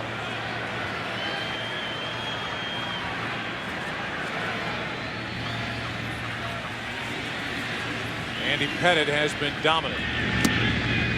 2-0 now on Bernie Williams. Another reason I'm a little surprised that Jack McKeon chose Pavano tonight in a 6-run ball game is you give the Yankees a chance to see him.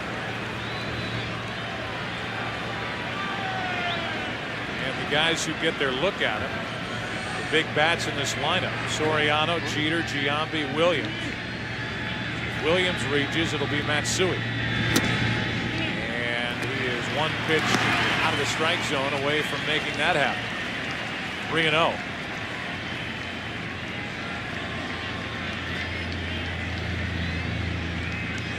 The only reason to go with Pavano in this spot would be just to get him some live game action before that start on Wednesday night. Otherwise, 6-0 game as he walks Bernie Williams, and we'll see if that's it for Pavano. Perhaps our audience is thinking, well, Pavano has a chance to see the Yankee hitters also. That's true. But generally speaking, when neither has seen the other, the pitcher has the advantage. So Matsui will get a look at Pavano here with 2 on 2 out, even with the lefty Tejera ready in the Marlin bullpen.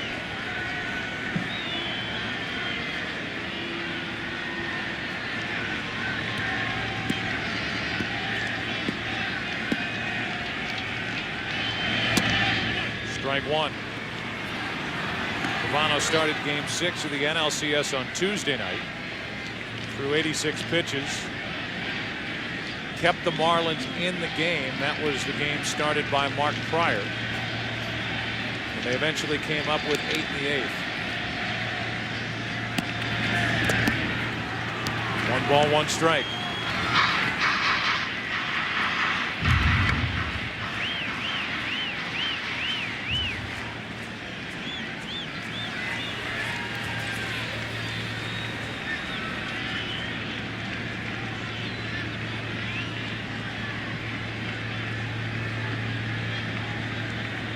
Two on with 2 out, 1 ball, 1 strike on Matsui.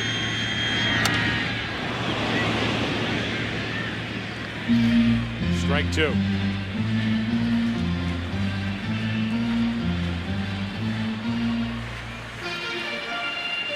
Roger Clemens will have plenty of rest before his game 4 start. His mound opponent is in the middle of the diamond right now.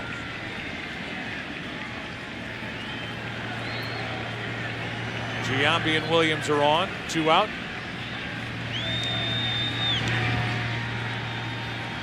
And the 1-2 to Matsui. 2 balls, 2 strikes. Roger Clemens will have a chance to hit on Wednesday night. Obviously, all Yankee pitchers will. The last time Roger Clemens was at bat during the World Series was Game 7 of the 2001 World Series. He started against Curt Schilling. That game, of course, won in the bottom of the 9th by Luis Gonzalez. The Diamondbacks were the world champions.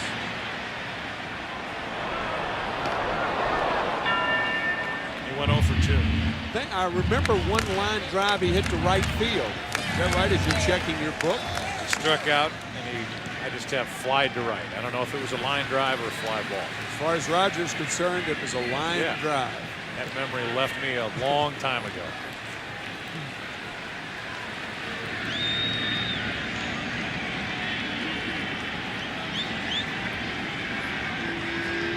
Here's a 2-2. Matsui grounds to second. Castillo, a tough play as the ball stayed down. To his left, Luis makes the play, gets the out. We go to the 8th inning of game 2. Andy Pettitte back to the hill, working on a 3-hit shutout, leading by 6.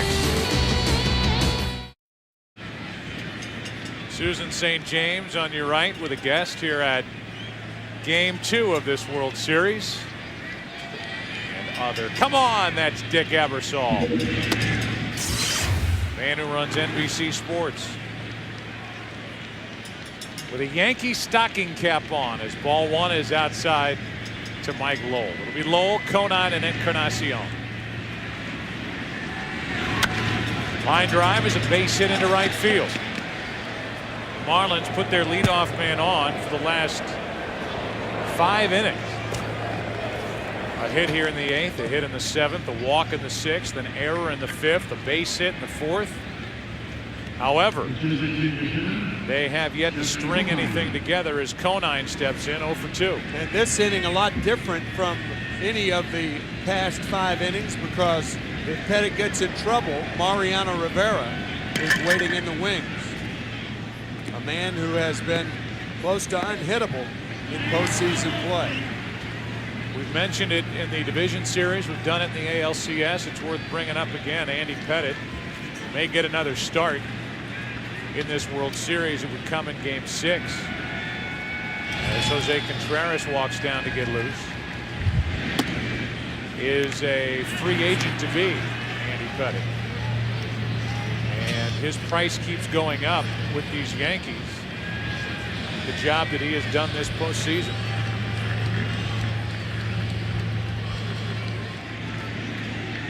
The 1-0 pitch.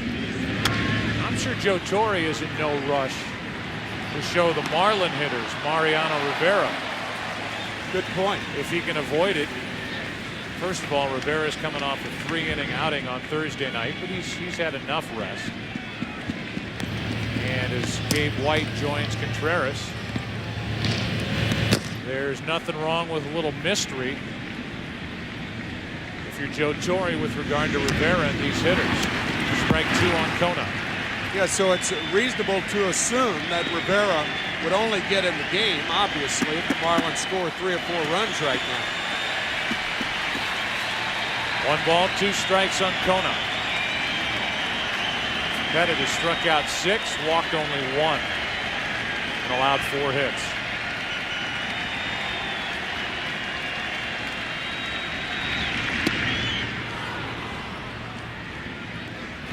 Two and 2.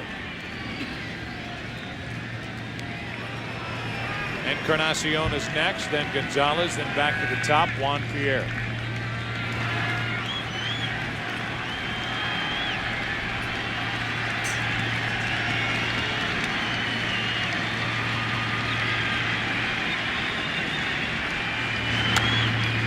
Here's that pitch in on the hands of Conine, and he fights it off. That's a stat packet. And who's looking at him?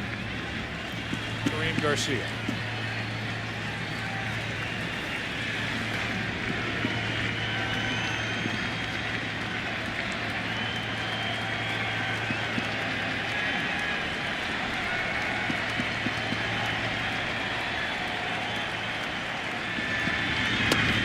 Three and 2.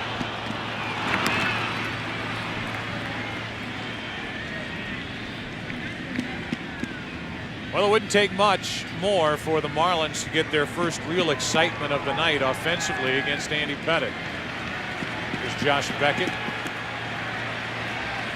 He will start on Tuesday night.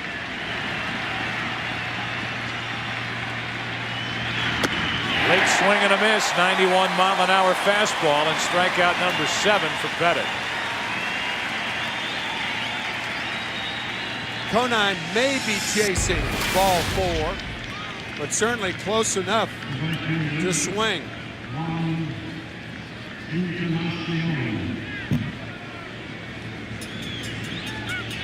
Now it's Encarnacion, 1 on, 1 out.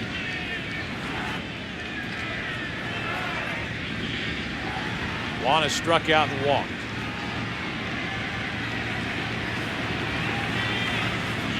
Breaking ball in for a strike.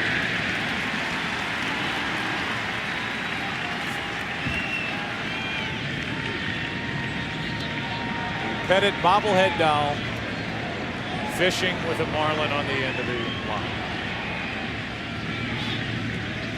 Encased by a K for a strikeout. 7 on the night, and that misses high. Ball 1 to Encarnacion.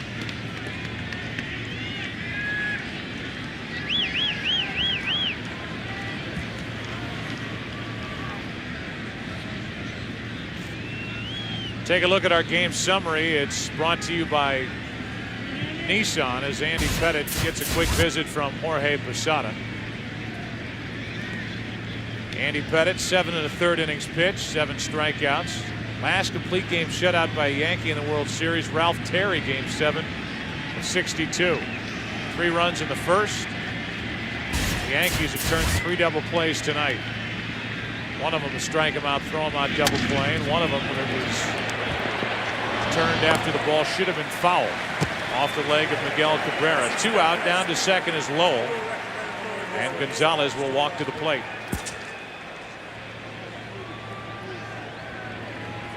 Alex has not done much of anything with the bat in the postseason. 4 out of 45. Wow. He did, however, have a big sacrifice in last night's game that moved runners to second and third, and both scored on a hit by Juan Pierre. With the infield in. Right. Gonzalez, strike 1. Alex has 4 RBIs in the postseason. The only reason why I say with the infield in, as you see Mike Redmond getting ready to go out and catch. Ivan Rodriguez is finished for the night, it appears. Time called at the plate. With the infield in, Juan Pierre slapped at the ball last night. Drove home 2 runs with a base hit just past the glove of Derek Jeter. Had he been back, might have had a shot at making a play. But they had to play in to guard against the speed of Pierre. That's to Jeter on 2 hops. Andy Pettitte is through 8 shutout innings. Gets around another leadoff hit. And as we go to the bottom of the 8th inning here at Yankee Stadium, it's still 6-0 New York.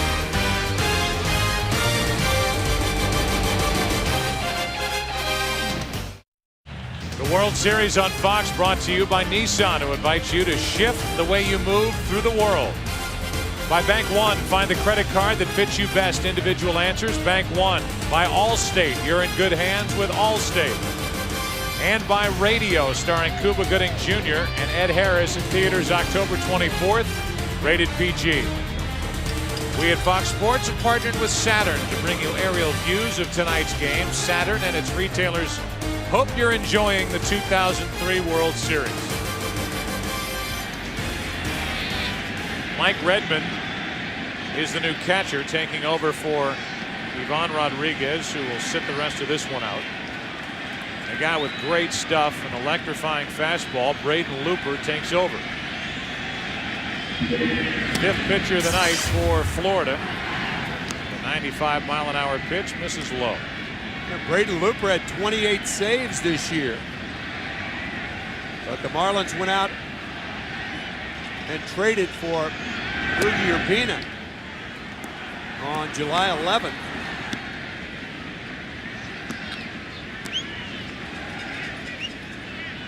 And Urbina became the main closer.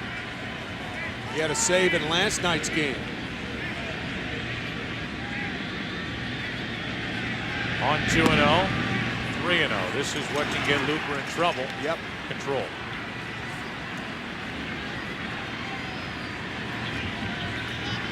Aaron Boone is on deck, and then Nick Johnson, who has 3 hits. 3-1.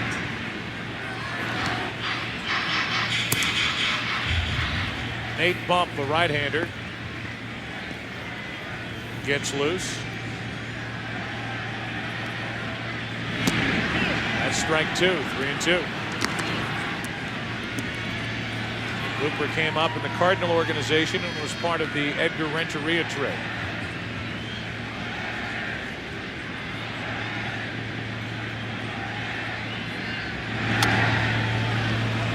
Still 3-2 on Posada.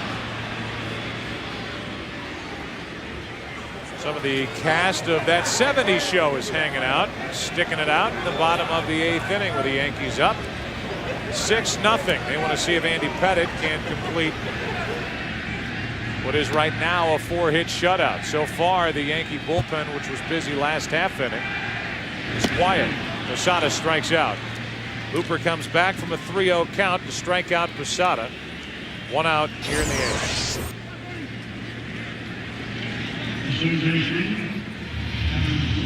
Looper blowing the high fastball by Jorge.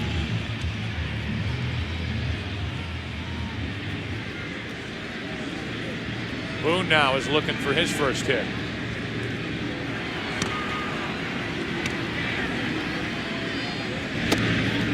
First hit since the home run on Thursday night. 0 for 4 last night, 0 for 3 tonight.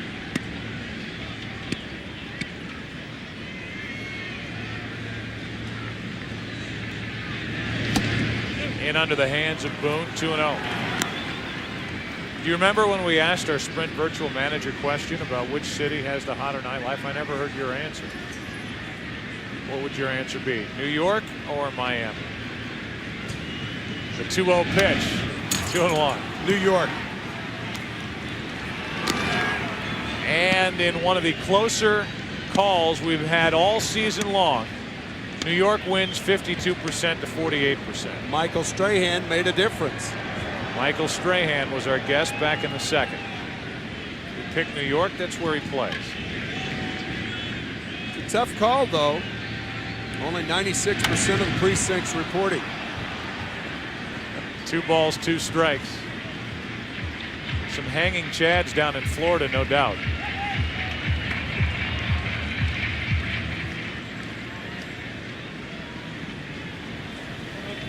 Two balls, 2 strikes with 1 out here in the bottom of the 8th.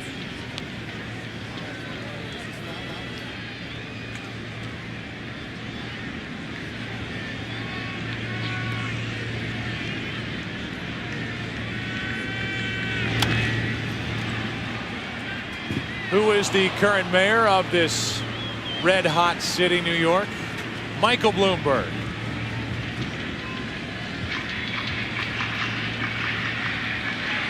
Former Mayor Giuliani. Seats for life right down by that dugout. That's outside, 3-2.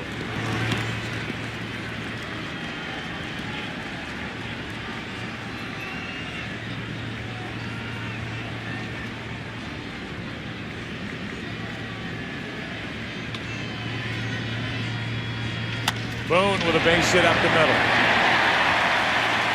1 for 4 tonight. Fought it off, and he's on with 1 out.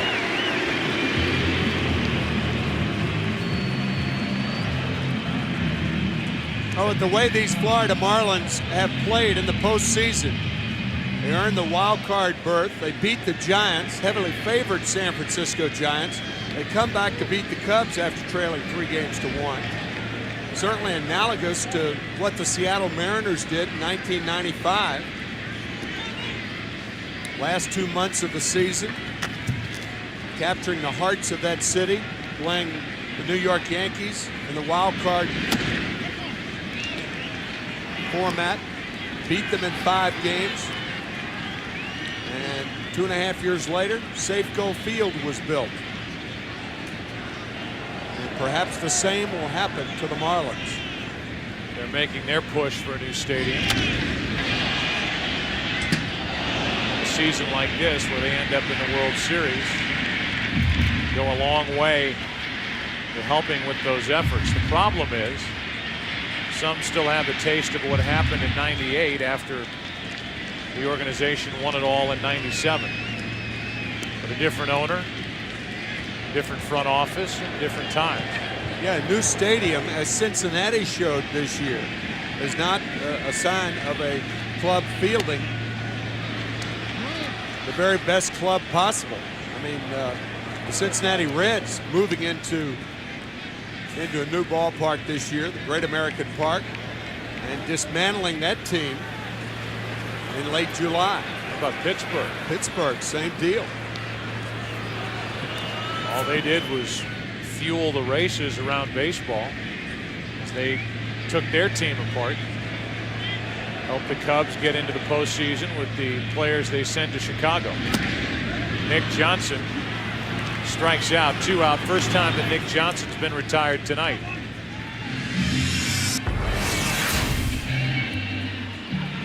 Good fastball from Looper, that tailing fastball to get Nick Johnson. That's a 2-seam fastball. You see a right-hander with that ball shooting away from a left-handed batter like that.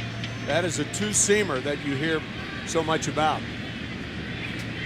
You talked about raw stuff. Braden Looper has the best raw stuff in the bullpen for the Florida Marlins. We'll get Urbina at this point in his career, more veteran of the two and a guy who is more used to closing big games. He knows how to pitch. He knows how to use his stuff. He has that good changeup, which he featured last night. Looper is a guy that, when the weather's right, get it up there in the upper 90s. Here's a 1-0. Off the bat of Rivera to the shortstop Gonzalez, and a wide throw. Castillo snags it to end the inning. We go to the 9th inning here in game 2. Andy Pettitte will head back to work, try to finish what he started. 6-0 New York. It is 6-0 as we go to the 9th inning. And as you look at what's happened in this game, one thing Andy Pettitte did was, for the most part, keep Juan Pierre off base. He got on base one time, but with the next batter was immediately erased on a force out at second base. Andy Pettitte, who has only one complete game this year, is out there in the 9th inning. Only 23 in his 8-year career with the Yankees. Last complete game in World Series play was Randy Johnson, game 2 of 2001. A 4-0 shutout over Pettitte as Pierre grounds to Jeter. And Pierre has been on base only once tonight. One out here in the 9th. And we told you that last Yankee World Series complete game shutout was Ralph Terry in game 7 in '62. Our All-State good hands defensive play of the game is the ball off Cabrera's left ankle. He didn't run, and for good reason. The ball hit him. It stayed fair, went right over the bag, and it ended up a 5-4-3 double play in the 7th inning. A bad break for Cabrera and the Marlins.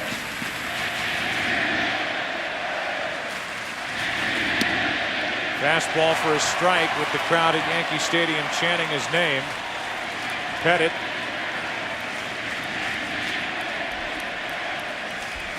That fan pleads with Andy to stay, a free agent to be. The 0-1 pitch.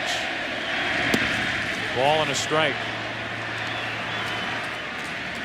I know you remember that Ralph Terry complete game with McCovey lining out to Bobby Richardson for the final out.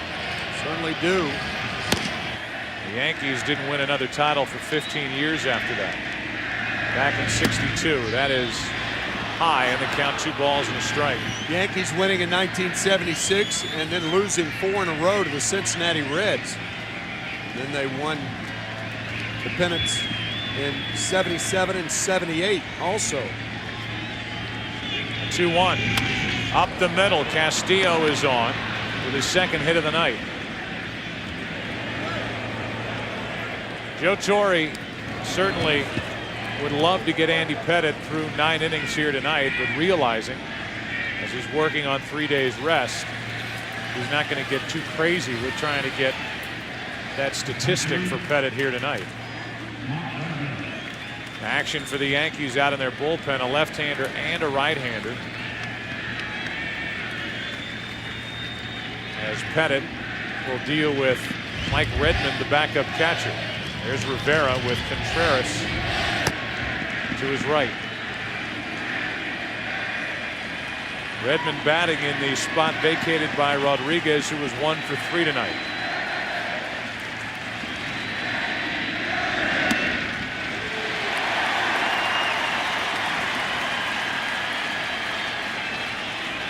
You get the feeling that the fans who typically fill this park in postseason series leading up to the World Series and during the regular season are the ones that are left in a 6-0 game, and they're the ones that are chanting Andy Pettitte. 0-2 on Redmond. Obviously, the tickets are very expensive to the World Series, so a lot of the fans that support the Yankees during the season can't attend World Series games. 0-2 on Redmond.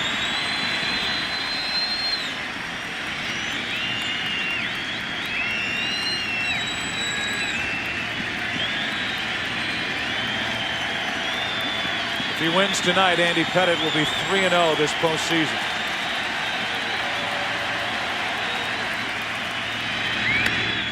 Slapped into right. Rivera in to his left. Nice catch. 2 out.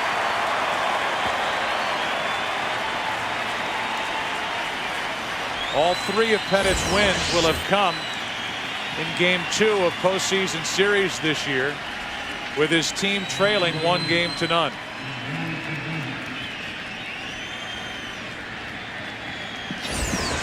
65,000 people will pack into Pro Player Stadium on Tuesday night and watch their 23-year-old Josh Beckett take on Mike Mussina. And we're 1 out away from the series being even at a game apiece. Perhaps a reason that the Yankees were lethargic last night. The Marlins running into a buzzsaw tonight. But on Tuesday night, both teams will be rested against 2 terrific pitchers. 1-1 on Miguel Cabrera.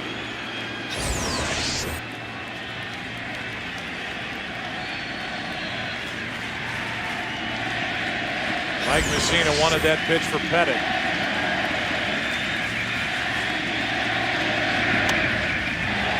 Left side, Boone cuts across and can't make the play.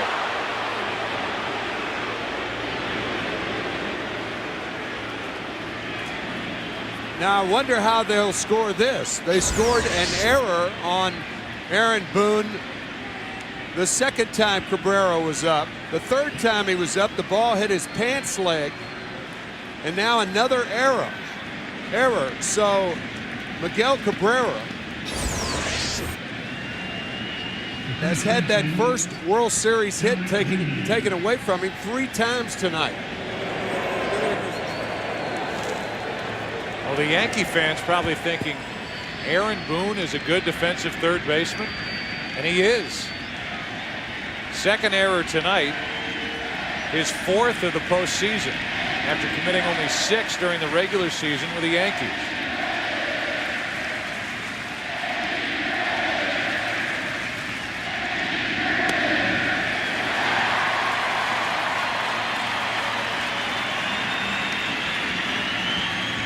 Derek Lee at the plate, with this crowd wanting to see Pettit finish this game.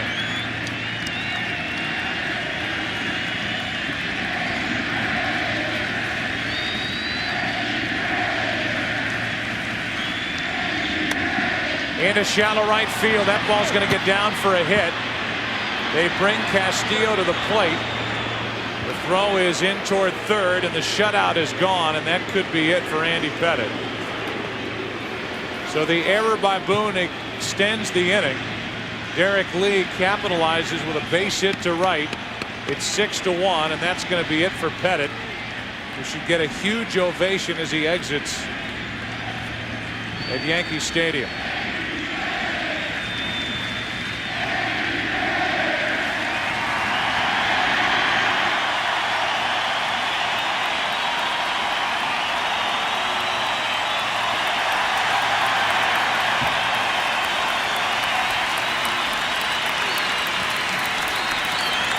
The Yankees dip into their bullpen to try to finish off Game 2.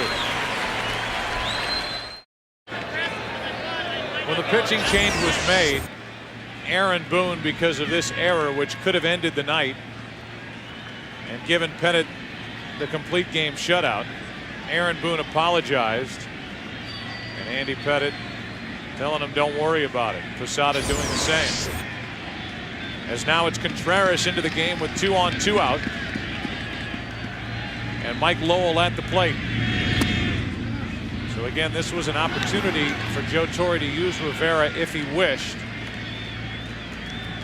But kind of keeping that veil over Rivera until another opportunity.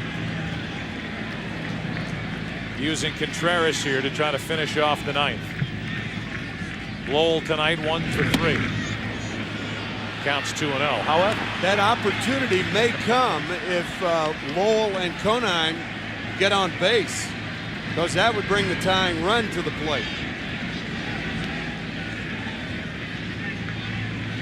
Joe Torre and Mel Stottlemyre thinking that if Contreras has to run it up there and set it on a tee, That's what he should do. A walk's as bad as a home run right here. 2-1.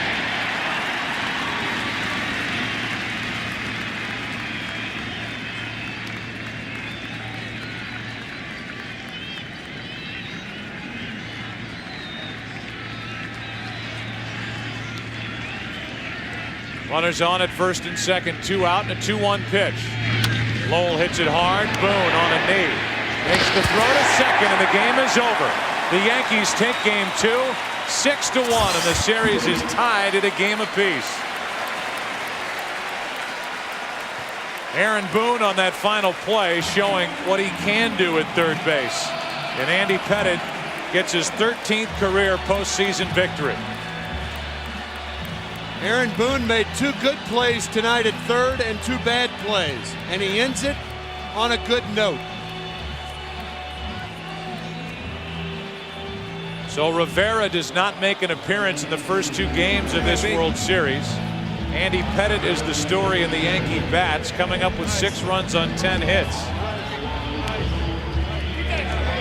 There are always thoughts about the movie Jaws and Steven Spielberg. They left a surprise for later in the movie. You didn't see the shark until the movie was almost 2/3 of the way through. Joe Torre has that shark swimming out in the bullpen, Mariano Rivera, and the Marlins don't have to deal with Rivera in the first 2 games. Torre will save him for a spot later on in this series.